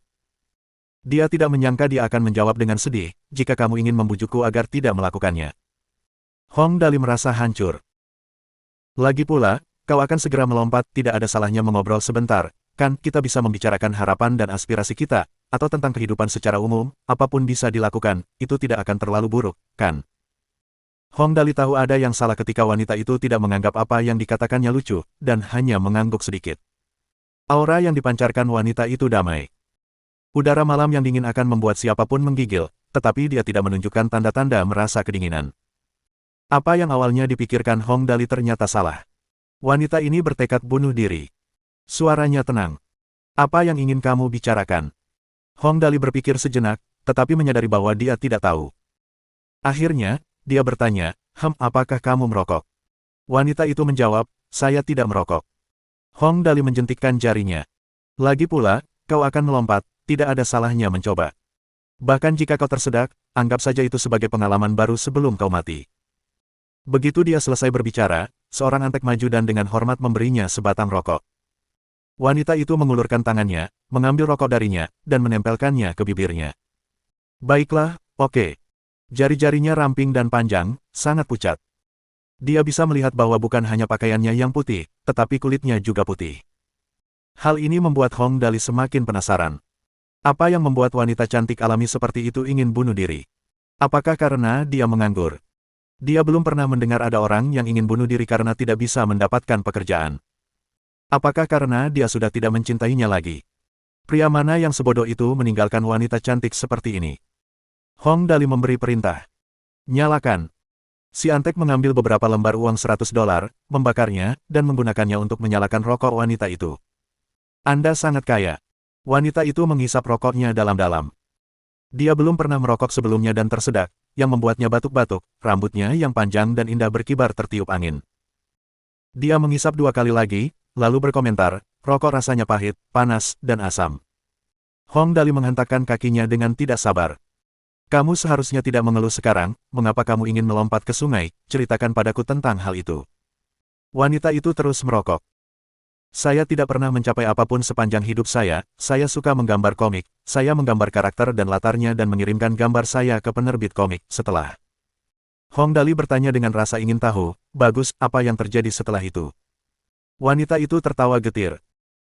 Setelah itu, perusahaan penerbit buku komik terbakar, kebakaran itu membuat gambar-gambarku selama 4 tahun menjadi tidak ada apa-apanya. 4 tahun, berapa banyak 4 tahun yang kita miliki dalam hidup, semuanya digambar dengan tangan dan tidak tergantikan, penerbit buku komik bangkrut akibat kebakaran itu, aku tidak mendapat sepeser pun. Ini sungguh tragis. Jika itu terjadi pada Hong Dali, dia pasti akan sangat terpengaruh. Itu sungguh menyedihkan. Wanita itu berkata dengan suara datar, setelah itu, aku menemukan seorang pacar, tetapi dia segera meninggalkanku demi seorang wanita kaya. Hong Dali bertanya dengan sedih, kau masih bisa menggambar komik lagi meskipun komik itu sudah tidak ada, ngomong-ngomong, kau melompat ke sungai untuknya, dan dia masih tidak peduli, apakah wanita kaya itu sangat kaya. Wanita itu berkata perlahan, setidaknya lebih kaya dariku. Hong Dali mengangguk dan berkata, benar, itu salahnya. Tapi seperti kata pepatah, tinggalkan yang lama dan sambut yang baru. Wanita itu berkata dengan sedih, tidak semudah itu, saya ingin bekerja keras dan mendapatkan lebih banyak uang, tetapi siapa yang tahu nasib saya sangat buruk, tidak peduli perusahaan mana yang saya masuki, semuanya tutup. Akhirnya, saya bekerja di sebuah supermarket, dalam waktu 2 bulan, supermarket itu tutup, saya tidak punya jalan keluar lain, bagaimana saya bisa terus hidup? Wanita itu benar-benar memiliki kehidupan yang sangat tidak beruntung. Hong Dali bertanya, apakah kamu mencoba mencari tahu alasannya? Dia tertawa getir. Saya mencoba mencari tahu, saya sangat jelek, saya wanita yang jelek dan tidak beruntung, saya tidak punya tempat di bumi ini, siapa yang akan memperlakukan saya sebagai manusia? Saat dia berbicara, wajahnya mulai tampak semakin sedih. Dia mengangkat bahunya dengan putus asa. Terima kasih sudah mengobrol denganku. Setelah berkata demikian, dia tersenyum dan akhirnya berbalik untuk melirik Hong Dali sekali lagi. Bab 196. Mimpi tidak akan pernah berakhir. Hong Dali akhirnya mengerti mengapa dia menutupi wajahnya dengan rambutnya. Dia baru berusia 24 atau 25 tahun, di puncak masa mudanya. Mata, hidung, mulut, dan siluetnya cantik. Mungkin tidak sebanding dengan Tang Muxin atau Lin Yanwei, tetapi dia berada di kisaran yang lebih unggul. Namun di wajahnya ada tanda lahir hitam yang agak besar yang membuatnya tampak seperti mangkuk tinta di wajahnya. Sederhananya, versi wanita dari Yang Zi 1. Dia mengangkat sudut mulutnya. Apakah aku terlihat sangat jelek? Hong Dali hanya berkata, sebenarnya, iya, jelek sekali, bahkan jika aku bilang kamu cantik, kamu tidak akan percaya padaku, kan? Wanita itu merasa puas dengan jawaban Hong Dali. Ya, Anda sangat jujur, terima kasih, saya harus pergi, merupakan kehormatan bagi saya untuk bertemu dengan seseorang yang jujur seperti Anda sebelum saya meninggal, saya sangat bahagia, semoga kita bisa menjadi teman di kehidupan saya selanjutnya. Saat dia selesai bicara, tubuhnya condong ke depan dan jatuh ke dalam air dengan bunyi plop, di depan teriakan semua orang. Tanpa berpikir panjang, Hong Dali melompat ke dalam air mengejarnya. Semua orang di sekitarnya berseru. Tuan muda ini benar-benar luar biasa, memberikan bantuan di saat dibutuhkan. Namun yang terlintas di pikiran Hong Dali adalah, siapa gerangan yang mendorongku dari belakang. Melihat Hong Dali melompat turun, para anteknya tentu saja tidak bisa berpura-pura tidak melihat apapun. Sekitar 10 orang dari mereka langsung melompat ke dalam air. Bahkan ada yang berteriak dari samping, ada yang jatuh ke air, cepat selamatkan mereka. Lalu mereka melihat Hong Dali berenang riang di air bagaikan seekor ikan. Gaya bebas, gaya punggung, gaya dada, gaya kupu-kupu. Saat Hong Dali bersemangat, ia bahkan berenang dengan gaya dog paddle. Semua orang terkejut, tetapi Hong Dali bersenang-senang. Hong Dali mengalami masalah seperti ini tepat saat Side Mission 2, Nature's Best Friend, selesai. Tidak ada waktu yang lebih baik daripada sekarang. Dia tak terkalahkan di dalam air. Dia tidak mendapat kesempatan untuk bereksperimen sebelumnya, tetapi sekarang dia berenang sepuasnya. Airnya hangat dan Hong Dali tidak merasa kedinginan sama sekali. Daya apungnya kuat, dan dia dapat mengubah arus sesuai keinginannya. Yang dia lakukan hanyalah berpose beberapa kali, gaya yang menggerakkannya maju dilakukan oleh arus air di Danau Fengyuan. Wanita itu tenggelam. Hong Dali menyelam dengan ganas dan segera melihatnya. Gaun putihnya membantunya mengenalinya dengan mudah. Sambil menarik tangan wanita itu, Hong Dali menyeretnya ke permukaan. Para antek kemudian mengambil alih dan menarik mereka berdua. Setelah sekitar 5 atau 6 menit, mereka akhirnya sampai di daratan dengan selamat. Hong Dali lupa bahwa seseorang telah mendorongnya ke dalam air. Sial, rasanya sangat menyenangkan berenang, haha. Yang dia rasakan hanyalah kebahagiaan karena telah menyelamatkan seseorang hari ini. Tang Muxin dengan cemas mendekati Hong Dali, meskipun Hong Dali basah kuyup. Dia bertanya dengan cemas, Dali, kamu baik-baik saja, apakah kamu tersedak air? Hong Dali menyeringel lebar saat menjawab, tidak apa-apa. Apa yang bisa terjadi padaku, aku seperti ikan di air. Dia menatap wanita itu dan berkata, kau benar-benar melompat, kau membuatku sangat takut sampai jantungku berdebar kencang. Wanita itu terbatuk dan berkata dengan suara serak, kenapa, aku tidak bisa mati meskipun aku menginginkannya. Hong Dali memikirkannya dan mengeluarkan ponselnya. Ia melihatnya, lumayan, memang sepadan dengan harganya. Ponsel itu selamat setelah berenang. Ia buru-buru berkata, jangan terburu-buru, biar aku tunjukkan sesuatu. Sambil berbicara, ia mencari foto seseorang yang tewas tenggelam dan menunjukkannya kepada wanita itu, sambil berkata, lihat, setidaknya tubuhmu terlihat bagus sekarang, kalau kamu tewas tenggelam, beginilah penampilanmu. Kecintaan terhadap keindahan merupakan sifat manusia, terlepas apakah mereka cantik atau jelek.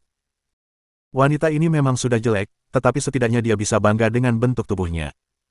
Melihat foto-foto orang yang tewas tenggelam, wanita itu akhirnya tenang. Jika aku tenggelam, beginikah penampilanku? Hong Dali mengangguk. Benar sekali. Dia akhirnya takut. Aku tidak akan melompat lagi, terima kasih, terima kasih. Lega rasanya mendengar itu.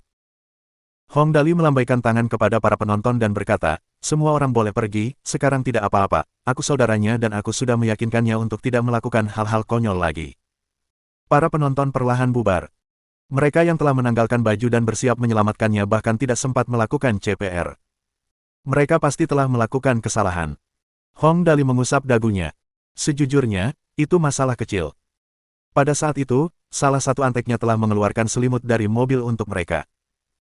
Hong Dali membawa wanita itu ke mobil dan berkata, sebenarnya, kamu tidak seburuk itu hanya bekas di wajahmu, yang kamu butuhkan hanyalah operasi, mengapa harus begitu serius? Wanita itu membenamkan dirinya dalam pelukannya, malu. Sebenarnya, saya tahu itu, tapi saya tidak punya uang.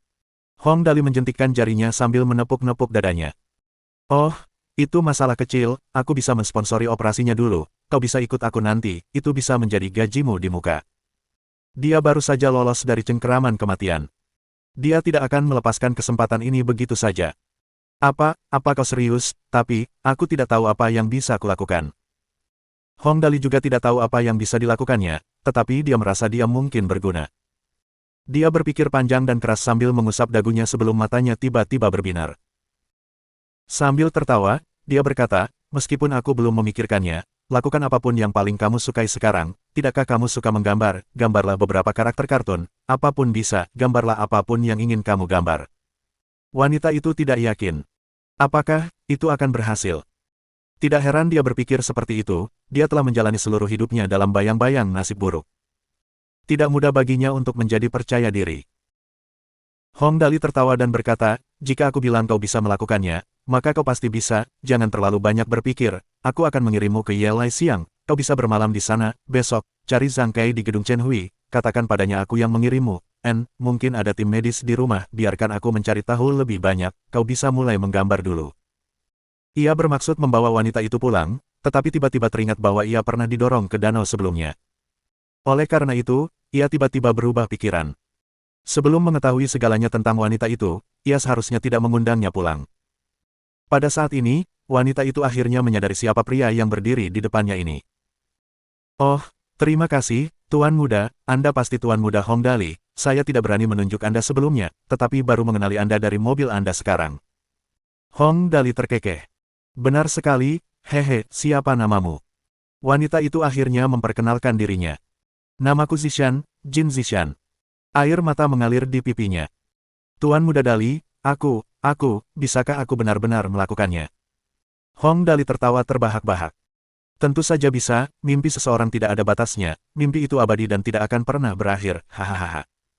Dia menutup mulutnya dengan lembut, suaranya teredam karena menangis. Tuan Muda Dali. Tang Muxin juga meneteskan air mata. Dali. Sopir Wang Mingyu mengangguk dengan hati-hati. Tuan Muda Dali, Anda telah tumbuh, haha. Tuan dan Nyonya Tua akan senang mendengar apa yang terjadi malam ini. Sekarang semuanya telah berakhir, kemacetan pun teratasi. Hong Dali mengirim Jin Zishan ke Yelai siang untuk menenangkannya. Dalam perjalanan pulang, Wang Mingyu berkata dengan lembut, Tuan Muda Dali, Jin Zishan ini. Hong Dali tertawa.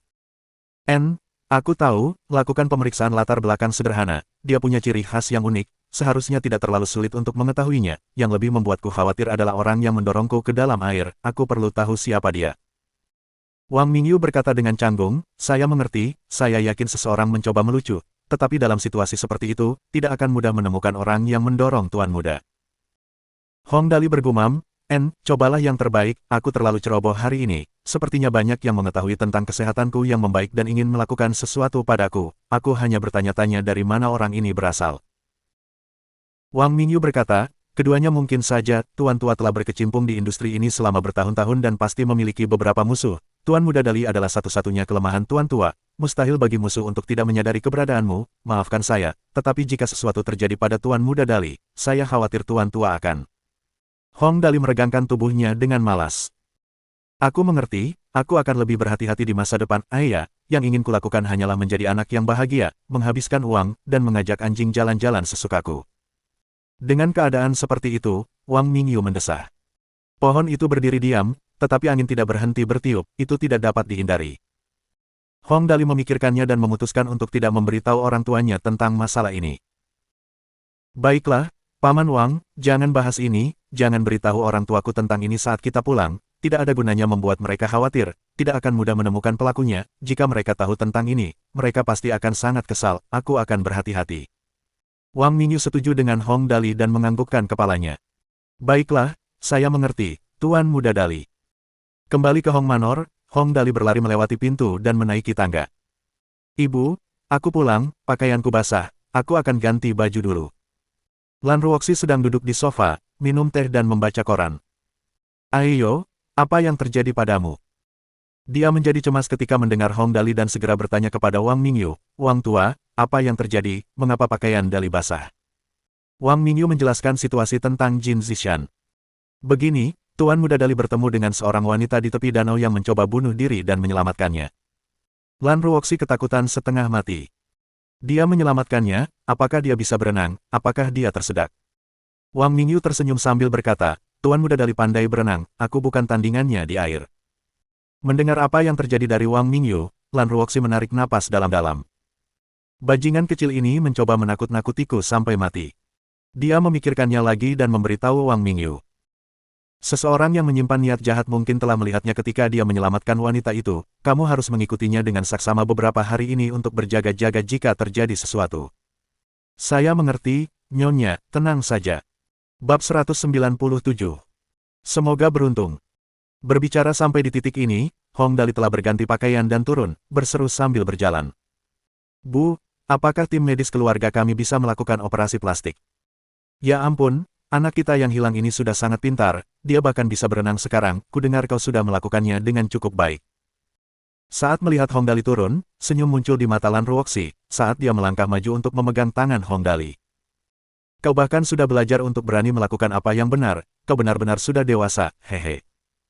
Sebenarnya, itu hanya kebetulan saja aku mengalami situasi itu, dan aku tidak mungkin menutup mata dan tidak menyelamatkannya, kan? Hong Dali mengusap hidungnya. Bu, ibu belum menjawab, bisakah tim medis keluarga kita melakukan operasi plastik? Itu pasti bisa melakukan operasi plastik, tidak masalah sama sekali. Hong Weibo tersenyum saat keluar dari ruang belajar.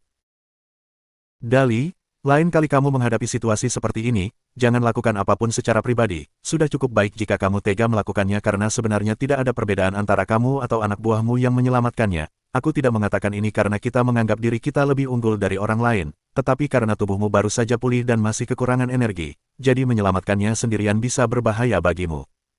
Baiklah, aku mengerti, hehe. Hong Dali tersenyum dan berkata, kakak Jin Zishan sebenarnya cukup cantik, hanya saja tanda lahir di tengah wajahnya agak terlalu besar. Aku berencana untuk menghilangkan tanda lahir itu, dengan begitu dia akan terlihat lebih baik, dan dia tidak akan begitu sial lagi. Dalam pandangan Hong Dali, alasan utama mengapa Jin Zishan sangat tidak beruntung adalah karena tanda lahirnya berada di tempat yang salah. Jika tanda lahir itu dihilangkan, itu pasti akan memperbaiki keadaan dari yang buruk menjadi baik, karena bentuk tubuhnya sudah pasti berada di peringkat pertama. Jin Zishan, Jinzi, Gunung Emas. Hong Weibo tertawa terbahak-bahak. Keberuntungan yang dibawa oleh orang yang ditemukan oleh Dali kita memang tidak terlalu buruk. Hah. Oh benar, sekarang setelah dia menyebutkannya, memang benar begitu. Hong Dali juga agak senang. Ayah, kalau begitu, aku tidak akan menindaklanjuti masalah Suster Zishan. Oke, aku mengantuk, jadi aku akan tidur sekarang. Baiklah, silakan, aku akan meminta seseorang untuk menghubunginya besok. Hong Weibo mengangguk. Baru setelah Dali kembali ke atas untuk tidur, Hong Weibo tersenyum dan berkata kepada Lan Ruoxi, orang yang ditemukan Dali tampaknya tidak berguna bagi kita. Hanya saja aku agak penasaran apa yang bisa dilakukan Jin Zishan ini. Aku juga. Lan Ruoxi mengangguk dan berkata, mari kita tunggu dan lihat. Selama beberapa hari berikutnya, badai Unexpectedly mulai berkecamuk sekali lagi. Tanpa diduga, telah merilis episode 2. Saudara-saudara, mari kita segera mengunduhnya. Benarkah, aku sudah menunggu 2 minggu penuh untuk itu, penantian itu hampir membunuhku, cepat, ayo pergi. Episode kedua sangat bagus seperti biasa, saudara-saudara, ayo kita mulai. Saya yakin tidak akan butuh waktu lama sebelum saya dipromosikan menjadi manajer umum dengan kenaikan gaji, diangkat menjadi CEO, menikahi seorang Bai Fumei, dan melangkah maju menuju puncak kehidupan saya, memikirkannya saja membuat saya sedikit bersemangat, hahaha, pernyataan ini sungguh luar biasa. Selama beberapa hari berikutnya, baik melalui Shin Weibo, Sangle Forum, atau berbagi antar teman, jumlah unduhan episode kedua Unexpectedly, yang dipasang pada iklan teratas situs web berbagi video So Cool, meningkat dengan kecepatan yang benar-benar gila, hingga mencapai 10 besar tangga unduhan. Setelah itu, hanya dalam sehari, peringkatnya naik lagi ke nomor 6, dengan 3 posisi teratas diraih oleh konser Lin Yanwei, episode pertama Unexpectedly, serta episode pertama, kedua, dan ketiga I Am a Singer. Seluruh industri bisnis hiburan tercengang. Rekor jumlah total unduhan di situs berbagi video So Cool terus dipecahkan, dan bagian paling kejamnya adalah, meski 6 video teratas semuanya adalah karya Hong Dali, di bawah kolom perusahaan produksi, namun, disebutkan Chai Wei Entertainment. Ketenaran Chai Wei Entertainment menyapu seluruh bisnis hiburan, karena banyak artis terkenal ingin menandatangani kontrak dengan Chai Wei Entertainment, dan banyak artis yang ingin menjadi terkenal datang untuk meminta kontrak dengan Chai Wei Entertainment, sementara banyak penggemar berkumpul setiap hari di lobi gedung Chen Hui. Sapu semua grafik. Ini adalah momentum terkini dari Chai Wei Entertainment. Banyak perusahaan hiburan mengadakan pertemuan, dan tujuan pertemuan ini sepenuhnya adalah untuk program yang diproduksi oleh Hong Dali. Banyak orang merasa putus asa setelah membandingkan dirinya dengan Hong Dali yang hilang dan tiba-tiba menyadari bahwa mereka sama sekali tidak tahu cara menghabiskan uang. Di sisi lain, banyak orang yang merayakan dengan gembira, karena mereka bisa langsung terkenal begitu acara yang mereka tonton sedikit saja merujuk ke Hong Dali. Sementara itu, halaman utama Chai Wei Entertainment dibanjiri komentar di bagian komentar, meningkat dengan kecepatan puluhan ribu komentar per hari. Sangat bagus untuk ditonton, saya sudah menontonnya berkali-kali, dan saya yakin bahwa karya produksi yang master benar-benar berkualitas tinggi. Semua video ini klasik, siapapun yang berhasil memproduksi program ini pastilah seorang jenius. Terimalah lututku untuk tahun ini. Inilah irama ketenaran yang luar biasa. Sementara Unexpectedly tengah menyapu bersih tanggal lagu, pada hari Selasa, tanggal 15 Juni panggung keempat IAMA Singer juga mengadakan pembukaan besar-besaran. Pembukaan yang mengejutkan, pencahayaan yang keren, siaran langsung yang luar biasa, semuanya benar-benar sangat menakjubkan. Hari ini khususnya, karena ini adalah putaran kedua final, hal ini menarik perhatian hampir semua orang. Alasannya, pada episode ini, ada penyanyi lain yang tereliminasi. Seluruh stadion Fort Loop dipenuhi dengan suasana yang sangat dinanti-nantikan. Para penonton berteriak-teriak histeris untuk menyemangati penyanyi favorit mereka, dan ketujuh penyanyi itu juga memberikan yang terbaik dan berusaha keras untuk menyesuaikan kondisi pikiran mereka.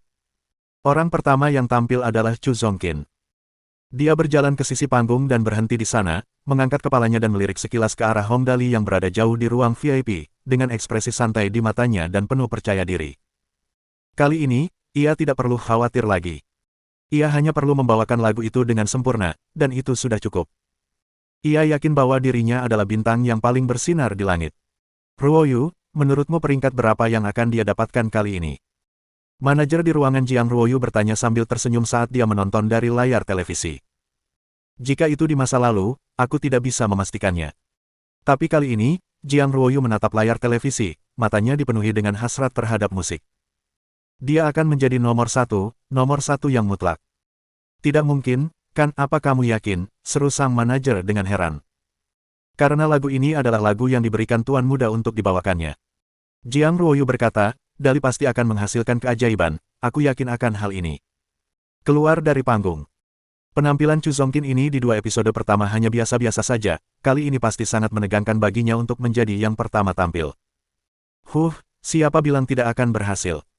Meskipun dia punya kemampuan, yang lain di acara ini semuanya ganas, tidak akan mudah jika dia ingin berhasil. Ya, kompetisi ini terlalu menegangkan dan kejam, namun, ini bukan pertama atau kedua kalinya mereka mengikuti kompetisi ini, jadi Chu Zongkin tidak boleh mengacaukannya kali ini, kan? Kami tidak bisa mengatakannya dengan pasti, tidak bisa mengatakannya dengan pasti. Pada saat ini, para penonton di luar panggung semuanya terlibat dalam diskusi. Kemampuan Chu Zongkin tentu saja masih sangat tinggi, tetapi kemampuan semua orang sama tingginya. Tanpa melebih-lebihkan, selama penampilan lagunya sedikit saja goyah, maka itu adalah akhir dari kompetisi baginya. Saat Chu Zongkin berdiri di tengah panggung, menatap ke bawah ke arah banyak kepala di luar panggung, dia tidak merasakan tekanan sedikit pun. Dia tahu lebih baik daripada siapapun betapa indahnya, Never Left, yang dibawakan oleh Yang Master. Tanpa melebih-lebihkan, begitu lagu ini benar-benar selesai, dia memiliki perasaan tertentu. Setiap kali, ia tersentuh oleh alunan lagu ini. Ia merasa sangat bahagia bisa bertemu dan menyanyikan lagu ini seumur hidupnya, tidak peduli berapa kali pun ia menyanyikannya. Seluruh situs langsung sunyi senyap. Chu Zongkin, pada saat ini, tidak dapat melihat tatapan khawatir dari para penonton maupun ekspresi senang dari para penonton yang tidak menyukainya.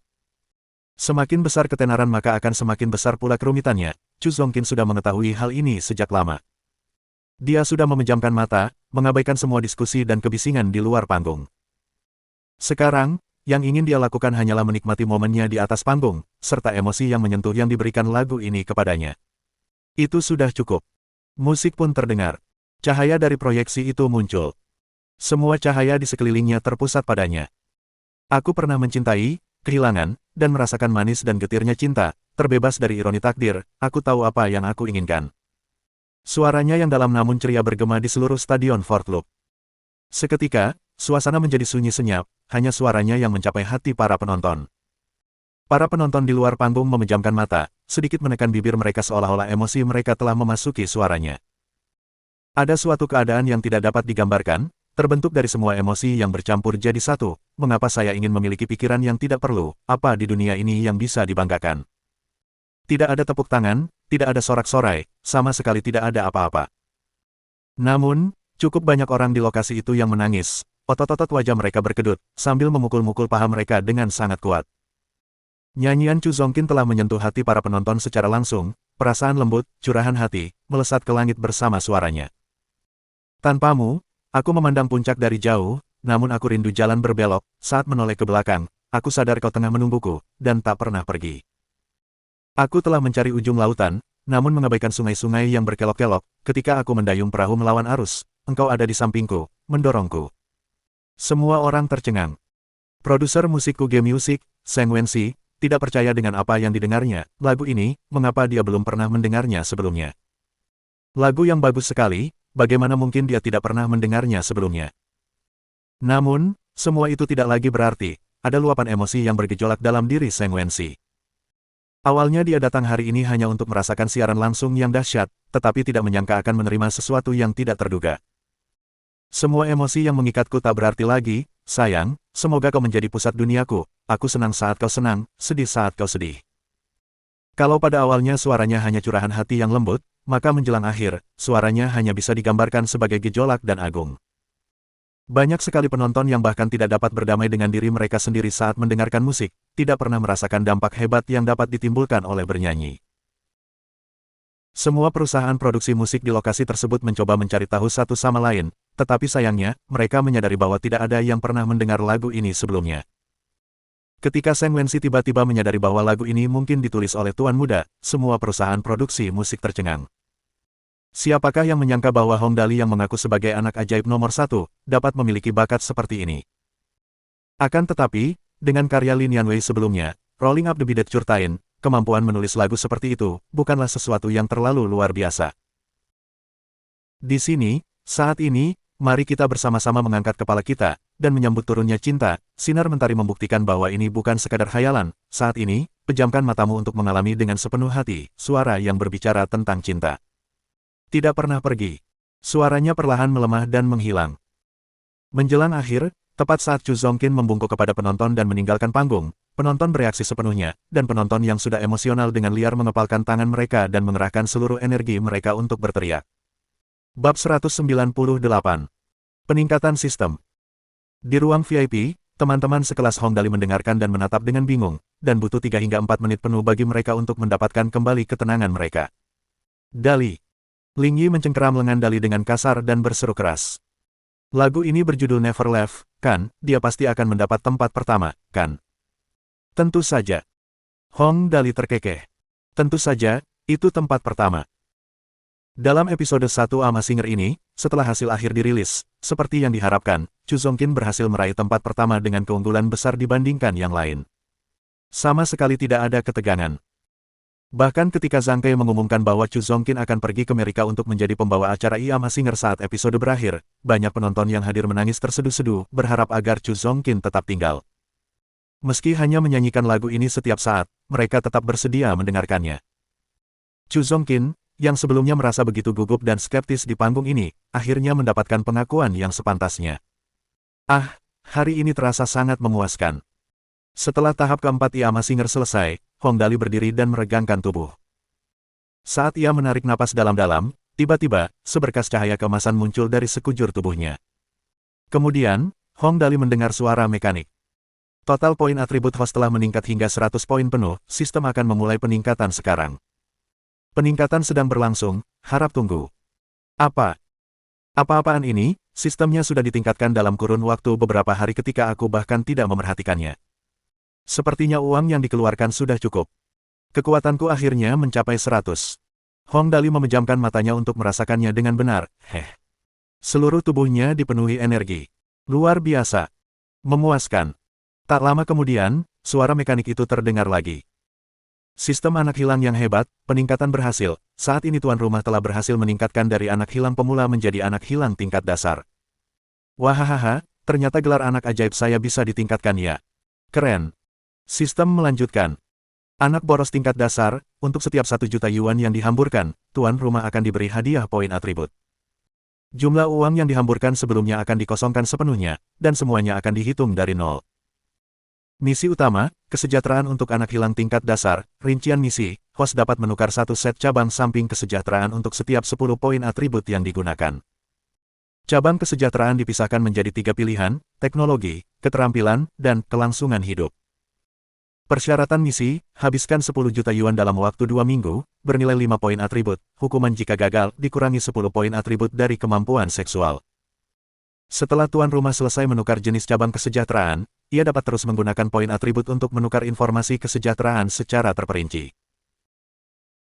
Misi sampingan 1 ditingkatkan, si kecil hilang yang peduli, persyaratan misi, tidak diketahui, kemajuan saat ini, 0/100, hadiah, gelar yang ditingkatkan, sahabat terbaik hewan, efek gelar, host dapat dengan mudah mengendalikan hewan hingga beratnya 50 kg, level gelar, level 2, penjelasan tambahan, misi ini tidak harus diselesaikan, setelah sistem selesai ditingkatkan, misi tersebut akan dihapus. Mata Hong Dali terbuka lebar hingga hampir keluar. Hanya ada satu poin atribut yang diberikan setelah ditingkatkan sekali dan langsung menjadi 1 juta yuan. Sesampainya di sini, telapak tangan Hong Dali basah oleh keringat. Belum lagi yang lain, tapi 3 anak perusahaan penukaran ini saja sudah meminta 30 juta. Itu berarti bahwa metode transmigrasi pemboros sebelumnya hanya bisa dihitung sebagai permulaan. Lagi pula, ini hanya pembukaan cabang samping dan sulit mengatakan berapa banyak pertukaran sesudahnya.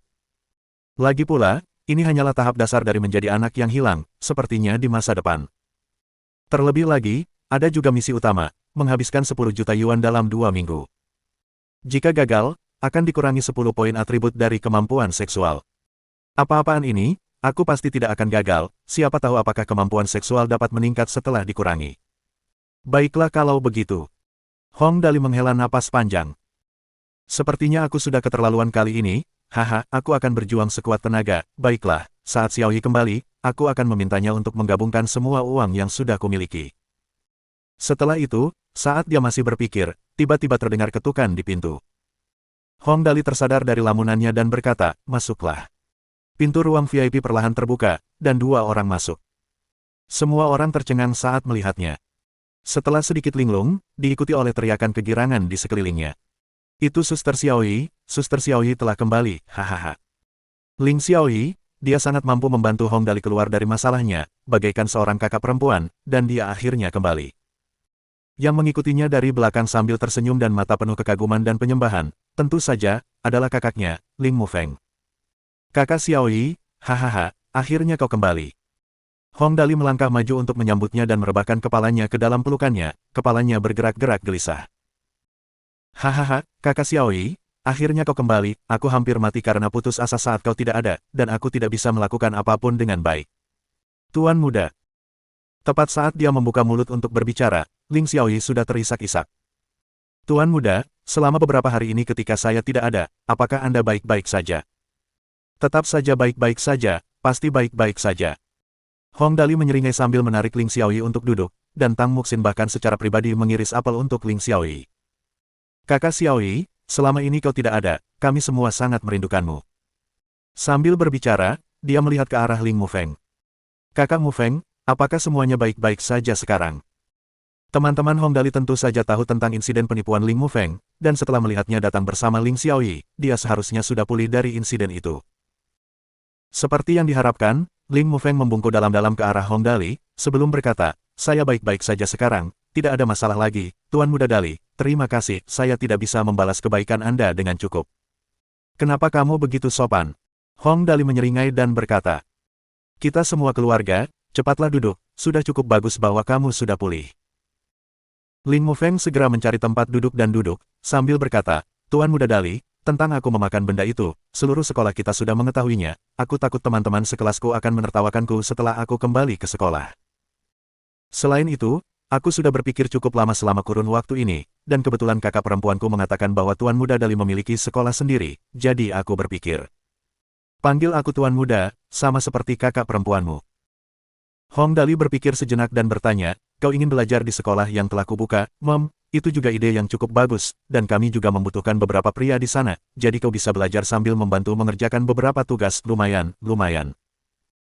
Ling Xiaoyi di samping berkata, Tuan Muda, mengapa tidak meminta Mufeng untuk mengajar bahasa Inggris atau semacamnya, bahasa Inggrisnya tidak terlalu buruk. Dan di masa mendatang, ketika sekolah mulai menerima siswa, mereka juga akan membutuhkan guru bahasa Inggris, jadi mengapa tidak membiarkannya mengajar untuk beberapa waktu terlebih dahulu. Mom, itu benar, dan dia bisa memintanya untuk berjaga-jaga juga untuk mengalihkan perhatiannya, akan lebih baik jika ada orang di dekatnya yang melaporkan setiap situasi darurat yang ditemukan. Baiklah, kalau begitu, ayo kita lakukan itu. Hong Dali langsung setuju. Kalau begitu, ayo kita berangkat sekarang, kakak Xiaoyi telah membawa Mufeng kembali hari ini, kita harus merayakannya dengan baik, ayo kita pergi ke Hotel Hunglung kakak-kakak, ayo kita pergi. Xiaoyi kembali, tentu saja, itu harus dirayakan dengan benar. Terdengar sambutan meriah dari semua orang, mereka terkikik dan menyeringai sambil mengambil mobil dan memanggil yang lain, dan tak lama kemudian, mereka semua berkumpul di pintu depan Hotel Hunglung. Ngomong-ngomong, ini masih wilayahnya, tapi dia belum benar-benar kembali untuk melihatnya dalam waktu lama. Hong Dali, bersama dengan antek-anteknya yang berkekuatan penuh, dengan bangga memasuki hotel, dan staf yang menyambut, serta staf lainnya, segera berseru serempak saat melihat Hong Dali. Selamat malam, Tuan Muda. Ini adalah dewa keberuntungan mereka harus menyenangkannya dengan sekuat tenaga apapun yang terjadi. Hari ini, tahap keempat dari Iama Singer telah mencapai kesuksesan besar, sistem grid prodigal telah ditingkatkan, Xiaoyi telah kembali, aku sangat bahagia hari ini. Karena itu, Hong Dali melambaikan tangannya dan berkata, hadiah untuk semua orang akan mendapatkan 1000. Para antek segera maju untuk menghitung uang itu. Ling Xiaoyi yang mengikuti di belakang tersenyum dan berkata, Tuan Muda masih belum berubah sama sekali. Setelah memberi tip, semua orang senang, dan Hong Dali bertanya, apakah ada kamar pribadi yang besar? Saya mau yang paling besar. Ada. Tentu saja, layanannya sesuai standar setelah tip diterima, dan 5 pelayan datang ke depan untuk membersihkan dan memimpin jalan, dengan mulut mereka menyeringai hampir sampai ke telinga mereka benar-benar hanya perlu melempar kelopak bunga sambil berjalan. Mereka tiba di ruang makan nasional terbesar dalam waktu singkat. Hong Dali masuk dan melihat sekilas, sebelum menganggukkan kepalanya dengan puas. Lumayan, ruangan ini bagus. Bukankah itu bagus? Ruangan ini bisa menampung hingga 100 orang tanpa terlalu sempit. Berikan aku semua hidangan terbaik, dan sajikan juga anggur yang enak. Hong Dali benar-benar bahagia hari ini, lebih bahagia daripada hari upacara kedewasaannya. Karena itu, pemuda ini memutuskan untuk mengurangi minum anggur dan menikmatinya semaksimal mungkin. Kita harus merayakan hari ini dengan baik, semuanya, minumlah anggur, setelah itu kalian bisa tidur di sini atau pergi ke Yelai siang. Kedua tempat itu memang miliknya, jadi semua orang secara alami setuju. Tepat saat mereka duduk, Lin Yanwei, Zhang Kai, serta guru dan murid. Mu Zixiao dan kakek Wang, semuanya tiba, dan seluruh ruangan dipenuhi dengan suasana yang penuh gairah. Seperti kata pepatah, orang-orang bersemangat tinggi saat terlibat dalam acara-acara bahagia. Begitu suasana menjadi baik, semua orang secara alami mulai meminta anggur. Hong Dali sangat gembira, minum.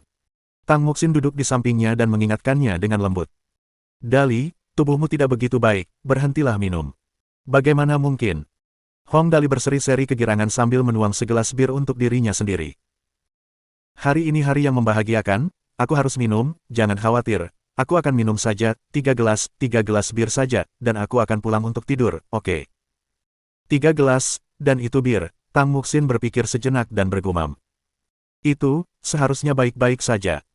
Dari apa yang diketahui gadis kecil itu, minum 3 gelas bir seharusnya bukan masalah besar. Setelah itu dia menyesalinya. Bagi yang lain, itu bukan masalah besar, tapi bagi Dali, itu masalah besar karena dia mabuk setelah menenggak 3 gelas bir. Tipe situasi yang paling mudah adalah seseorang yang langsung tertidur setelah mabuk. Bagi sebagian orang, mereka cenderung banyak bicara setelah minum terlalu banyak, dan itu juga tidak apa-apa. Lalu ada tipe orang yang senang membuat keributan besar setelah minum terlalu banyak, itu adalah tipe yang paling merepotkan. Tetapi Hong Dali bukanlah tipe orang seperti itu, anak muda ini punya ciri khas khusus, setelah dia minum terlalu banyak, dia menjadi sangat waspada, tidak banyak bicara, tidak tidur, tidak membuat kekacauan, tetapi hanya bergoyang dari kiri ke kanan. Ketika dia duduk, dia akan mulai bergoyang dari kiri ke kanan, dan ketika dia berdiri untuk berjalan, tubuhnya berbentuk es. Sebenarnya, itu bukan masalah besar pada awalnya, tetapi masalahnya adalah tidak lama setelah Hong Dali minum, 2 pria berpakaian rapi masuk dari pintu masuk utama ruangan, dan, setelah melihat Hong Dali, dengan sopan berkata, Tuan Muda Dali, pertemuan keluarga akan dimulai besok. Tetua Agung telah menugaskan kami untuk menjemputmu di sana untuk beristirahat, agar tidak terlambat besok. Helikopter sudah dalam keadaan siaga, silakan ikut kami sekarang, Tuan Muda Dali.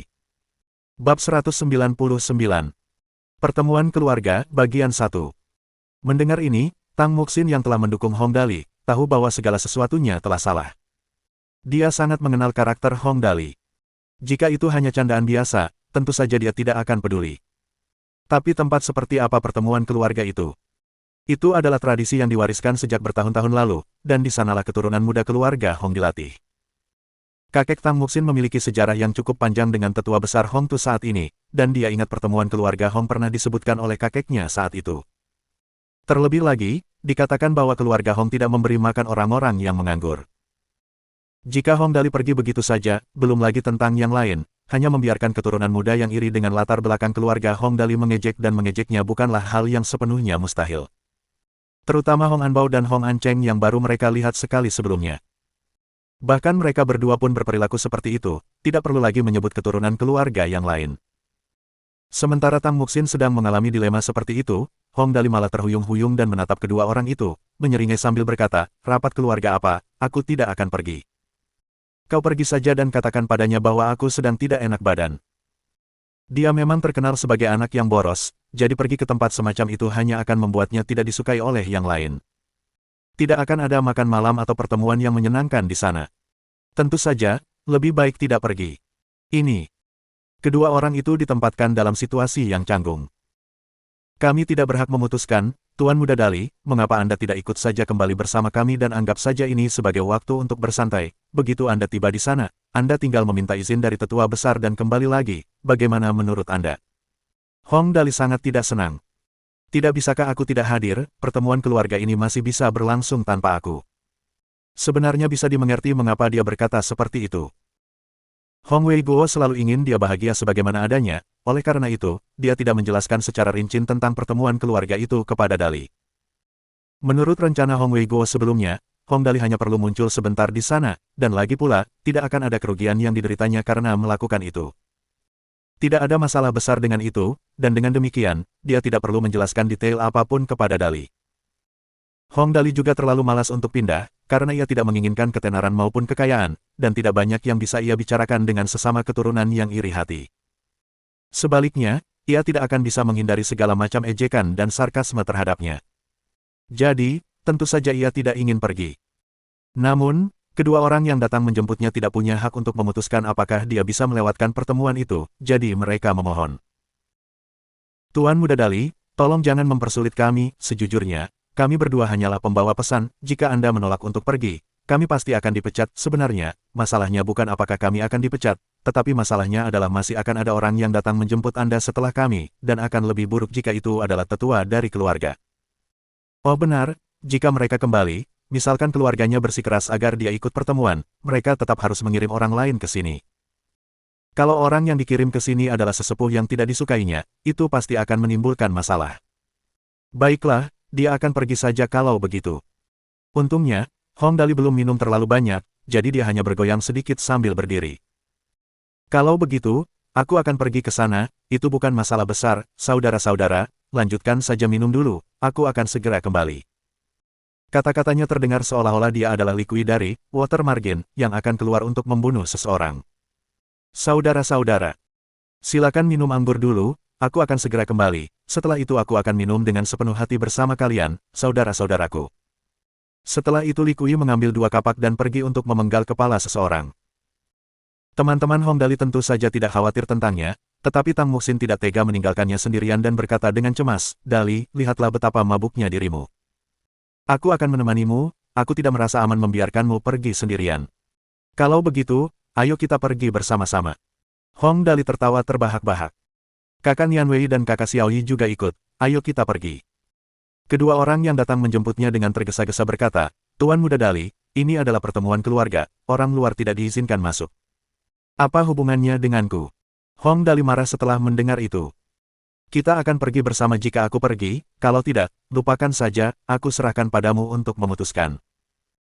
Dia tidak dekat dengan keturunan keluarga itu, dan Hong Dali tidak mau repot-repot menjalin hubungan apapun dengan mereka, tetapi sebaliknya, orang-orang di sekitarnya lah yang sangat dia andalkan.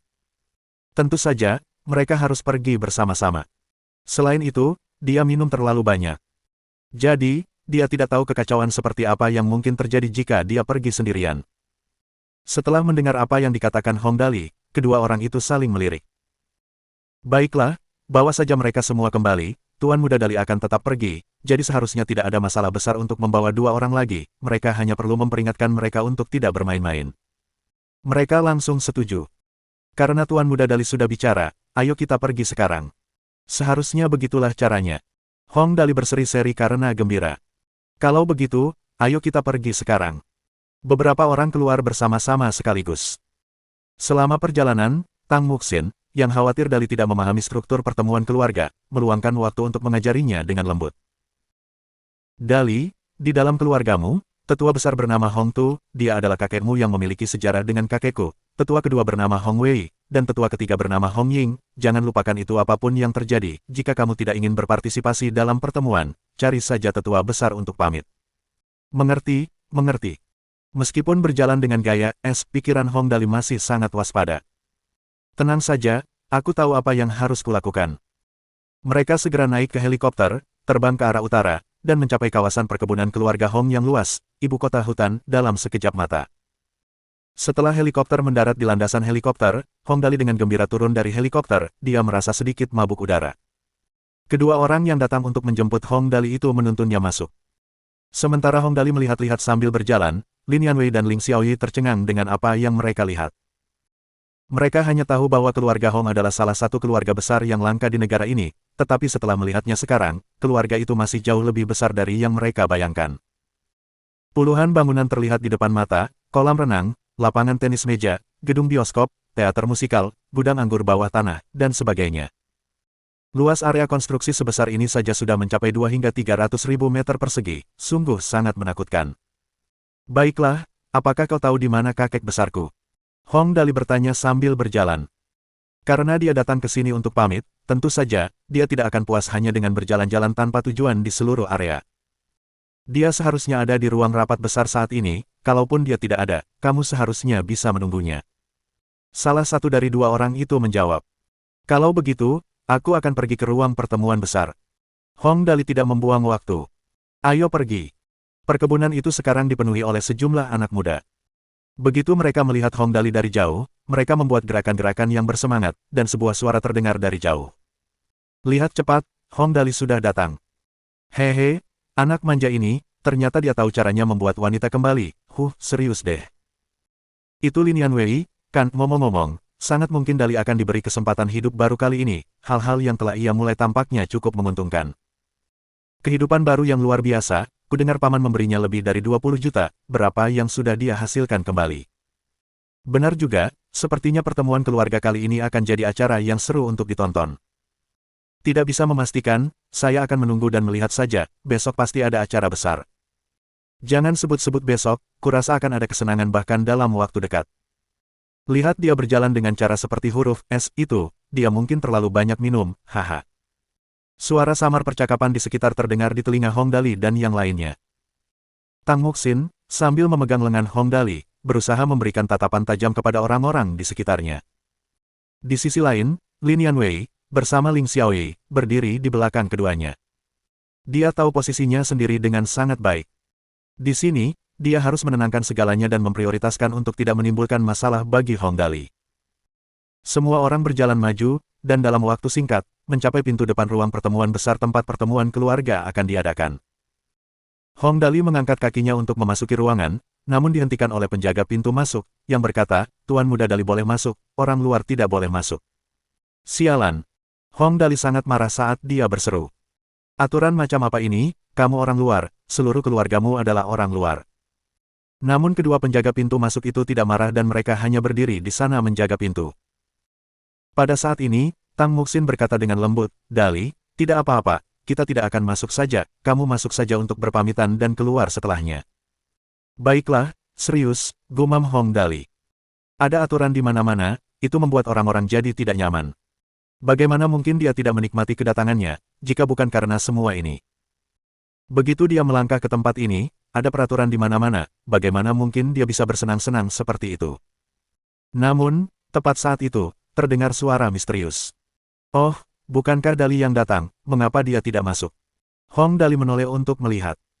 Orang yang datang itu jelas-jelas sedang bersorak kegirangan, siapa lagi kalau bukan si Hong Anbao yang busuk itu? Aku tidak mau repot-repot denganmu. Hong Dali mendengus, mengabaikan Hong Anbao saat dia memasuki ruangan sendirian. Mengapa kamu begitu cemas? Hong Anbao menyeringai dan mengejarnya, dengan ekspresi yang sangat menyebalkan.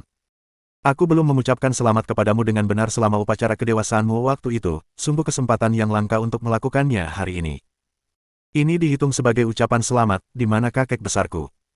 Hong Dali tidak repot-repot menatapnya, karena ia dengan sepenuh hati mencari targetnya, yaitu tetua besar Hong Tu. Ia merasa benar-benar tidak nyaman dalam suasana seperti ini, dan ia hanya ingin pergi secepatnya. Bagian luar ruang konferensi tempat pertemuan keluarga akan diadakan tidak tampak begitu menonjol, dan setelah memasuki ruangan itu, ia baru menyadari bahwa ukurannya sangat besar. Di seluruh aula pertemuan, meja kayu besar itu sangat bundar, di atasnya diletakkan berbagai jenis buah-buahan, apel, jeruk, kiwi, dan sebagainya, dan juga cukup banyak minuman, yang membuat Hong Dali sedikit lapar hanya dengan melihatnya. Ada cukup banyak keturunan yang datang untuk membantu, tetapi Hong Dali tidak mengenali satu pun dari mereka. Dia memperkirakan bahwa mereka mungkin juga tidak memiliki hubungan dekat dengannya, melihat ekspresi mereka saat mereka menyibukkan diri. Mereka mungkin mencoba untuk meraih lebih banyak kesempatan untuk pamer dan menjilat ketiga tetua keluarga, yang tentu saja akan memberi mereka banyak keuntungan. Penatua Agung, aku tidak yakin. Hong Anbao mengikuti Hong Dali ke dalam ruangan dan mencibir. Tetapi sejujurnya, tidak ada gunanya bahkan jika kamu ingin mencari Penatua Agung untuk membuat dirimu terlihat lebih baik, meskipun demikian, aku sangat mengagumi keberanianmu. Seperti yang disebutkan di bab sebelumnya, Hong Dali benar-benar normal setelah minum terlalu banyak, hanya saja dia berjalan sempoyongan. Selama ini, dia tidak pernah menyukai Hong Anbao, dan terutama setelah mendengar kata-kata Hong Anbao, dia merasa agak tersinggung dan dengan demikian mempercepat langkahnya. Pada akhirnya, Hong Anbao menyusulnya setelah menyadarinya, dan entah bagaimana mereka berdua bertabrakan begitu saja. Awalnya, Hong Dali tidak menggunakan banyak tenaga. Namun, bisa jadi karena kekuatan atribut Hong Dali yang penuh atau karena Hong Anbao memang sengaja melakukannya. Bagaimanapun, setelah bertabrakan satu sama lain, Hong Anbao terlempar sejauh 2 meter disertai teriakan, mendarat di meja rapat dengan suara dentuman. Tidak banyak kerusakan yang terjadi pada meja rapat karena terbuat dari kayu keras. Namun, piring buah di atas meja terkena benturan saat jatuh satu persatu ke lantai. Bab 200. Pertemuan Keluarga, Bagian 2. Hong Dali, apa kau berencana membunuhku? Hong Anbao sudah iri terhadap Hong Dali sejak awal. Ia selalu iri dengan latar belakang keluarga Hong Dali yang baik, dimanja oleh keluarganya, dan kecemburuan seperti ini seringkali membuat seseorang menjadi tidak rasional. Sekarang setelah ia akhirnya menemukan kesempatan untuk menjebaknya, tentu saja, ia akan memanfaatkannya dengan baik. Karena itu, ia berteriak seperti sedang berduka di pemakaman. Oh tidak, punggungku, Hong Dali. Bahkan jika kau meremehkanku, bagaimana kau bisa melakukan hal yang begitu kejam dan kasar kepadaku? Mendengar keributan itu, para keturunan yang datang untuk membantu tertegun sejenak, sebelum mereka semua berkerumun dalam hitungan detik. Apa yang terjadi? Apa yang terjadi? Bagaimana situasinya? Sepertinya Tuan Muda Dali telah menghajar Tuan Anbao. Itu tidak mungkin, kesehatan Tuan Muda Dali selalu buruk, mengapa Tuan Anbao harus berada di pihak yang kalah? Kau tidak mengerti ini, kan, bahkan jika dia melakukannya dengan sengaja, itu tidak akan seperti itu. Mereka adalah orang-orang yang lebih rasional, dan tentu saja, ada orang-orang yang bersukacita dan memperburuk keadaan. Hehe, sepertinya Tuan Muda Dali terlalu pusing dengan kesuksesannya, kudengar dia membawa seorang gadis kembali tepat setelah mengadakan upacara kedewasaannya. Benar sekali, kudengar Lin Yanwei juga ada bersamanya. Dia mungkin sedang mempersiapkan diri untuk mendirikan harem. Dia bahkan sengaja menabrak Master Anbao hari ini. Dia benar-benar sombong sekali, dia bahkan berani membuat keributan di sini. Siapa bilang tidak seperti itu? Apa kau tidak mendengar apa yang dikatakan Tuan Anbao? Tuan Muda Dali cukup meremehkannya. Dali memang memiliki latar belakang keluarga yang baik, tetapi meskipun dia berpikir seperti itu, dia seharusnya tidak melakukan hal seperti itu, bukan begitu? Hehe, kita tunggu saja keseruannya, drama hari ini sepertinya tidak terlalu buruk. Sengaja menabrak seseorang di ruang konferensi besar, itu pasti pertanda masalah besar. Hong Anbao, pada saat ini, tidak lupa untuk menambahkan bahan bakar ke dalam api. Iya, Dali, lihat apa yang telah kau lakukan padaku, dan kau masih mengawasi di sana, setidaknya kau harus meminta maaf padaku, dan kemudian aku akan tetap diam dan tidak melapor kepada tetua besar, jika tidak, dari tindakanmu memukul sesama keturunan tadi, itu berarti melucuti hakmu untuk dipilih sebagai keturunan yang paling menonjol. Iya, pinggangku yang malang. Para keturunan yang berkumpul di sekitar sana terlibat dalam diskusi yang panas, tetapi Hong Dali tidak marah kepada mereka. Keluarga yang sama akan menghasilkan tipe orang yang berbeda. Wajar saja jika sebagian dari mereka merasa iri. Mereka yang tidak menderita kecemburuan dari orang lain, pada kenyataannya, biasa-biasa saja, jadi dia sama sekali tidak peduli. Orang yang paling membuatnya marah adalah Hong Anbao. Orang ini benar-benar menyebalkan, selalu menentangnya kapanpun dia bisa.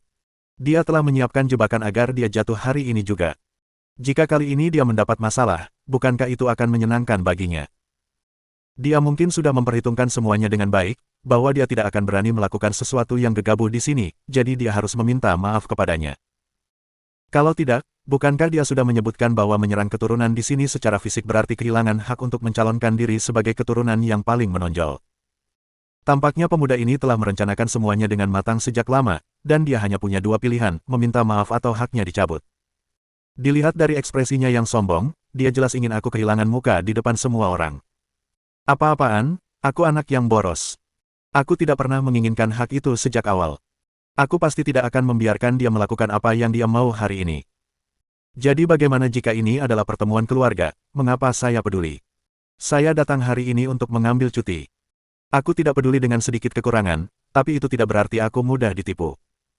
Beraninya dia bersikap begitu perhitungan di hadapanku, aku tidak bisa membiarkan ini terus berlanjut. Sampai di sini, Hong Dali benar-benar terus terang. Dia berbalik untuk mengambil kiwi dari meja rapat dan melemparkannya ke arah Hong Anbao. Ya, aku meremehkanmu hari ini, apa yang bisa kamu lakukan? Dia sebenarnya ingin memukul Hong Anbao, tetapi pada akhirnya, dia lupa bahwa tangan dan kakinya tidak lincah. Kiwi yang dia lemparkan dengan lengkung anggun sebelumnya, pada itu mengenai wajah salah satu keturunan yang berdiri. Itulah orang yang ingin menonton pertunjukan yang bagus. Secara kebetulan, buah kiwi yang dilempar Hong Dali sudah matang, dan hantaman itu ke wajahnya menyebabkan buah kiwi itu terbelah, dan daging buah serta sarinya menetes ke wajah orang itu.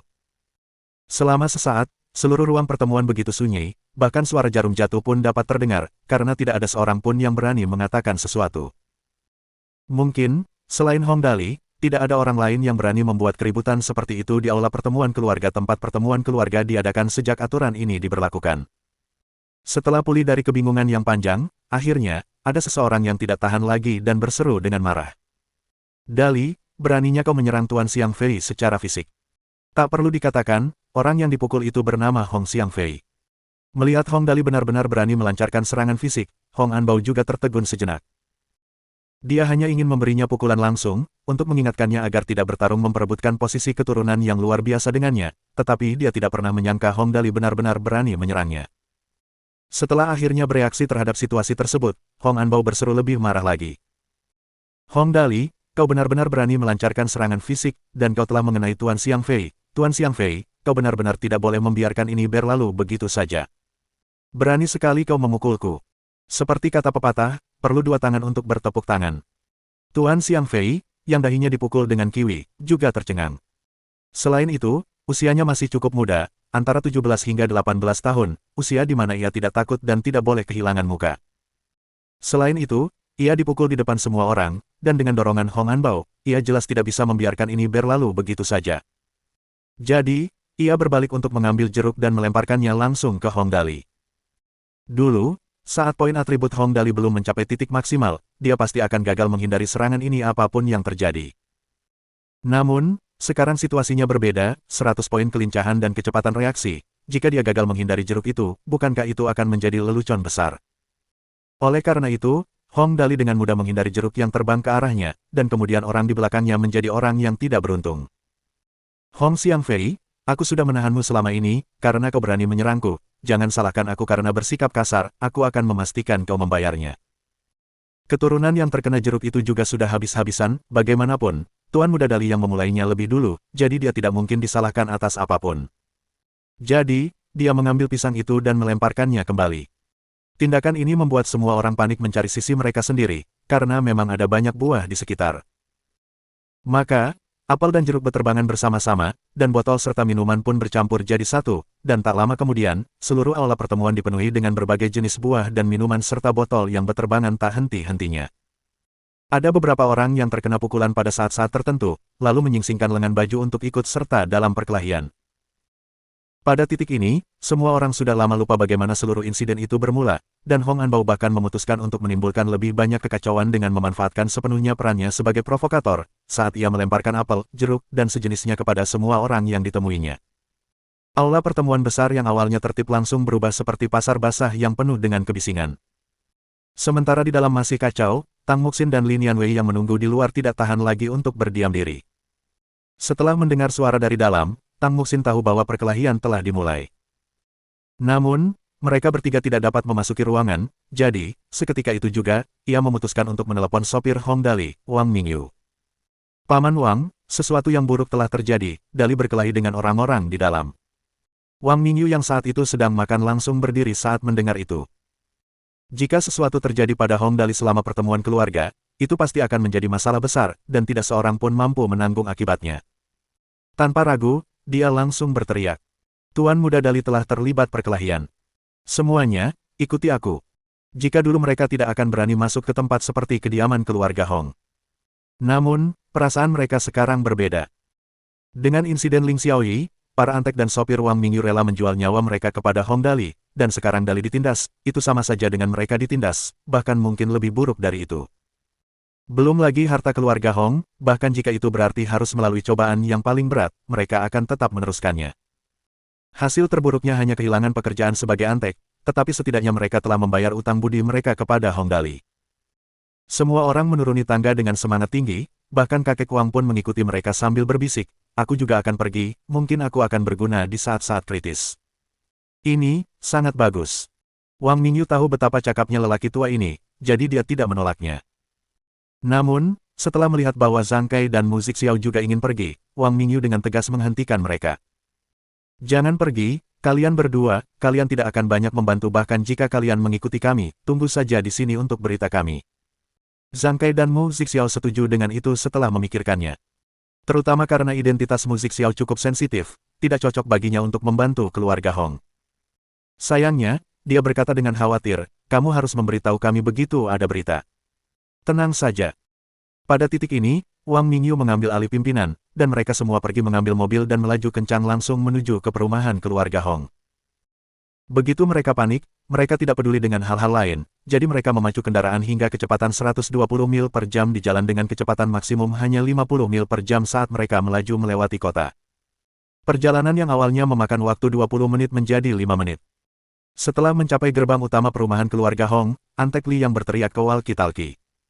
Saudara Wang, gerbang utama terkunci, apa yang harus kita lakukan? Apa yang bisa kita lakukan? Wang Mingyu, tanpa berpikir, mengucapkan satu kata. Tabrakan. Hong Dali masih terlibat dalam perkelahian di dalam, bagaimana mungkin dia bisa tidak memikirkan hal itu? Masuk saja lebih dulu dan lindungi orang itu. Bagaimanapun juga, itu hanyalah gerbang logam tua, yang tidak dapat dibandingkan dengan keselamatan Tuan Muda Dali. Oke. Leki Li yang mengerahkan segenap tenaganya sambil menginjak pedal gas dengan keras dan melaju menuju gerbang logam besar milik keluarga Hong. Paman Wang, saudaramu akan melakukannya sekarang. Jika sesuatu terjadi padaku, ingatlah untuk membakar lebih banyak uang kertas untukku. Oh benar, bakar juga beberapa gadis cantik untukku, yang kertas saja sudah cukup. Tidak bisakah kau mengatakan sesuatu yang lebih baik dari itu? Wang Mingyu mencaci maki. Bagian depan mobilmu itu memiliki papan besi setebal 2 cm, dibuat khusus, tidak akan terjadi apa-apa padamu bahkan jika kau mengetuk pintu gerbang ini sampai terbang. Apa-apaan ini, kenapa kau tidak mengatakannya lebih awal? Li yang menunjukkan sedikit aura heroik saat ini dan berteriak keras. Saudara-saudara, ikutlah denganku.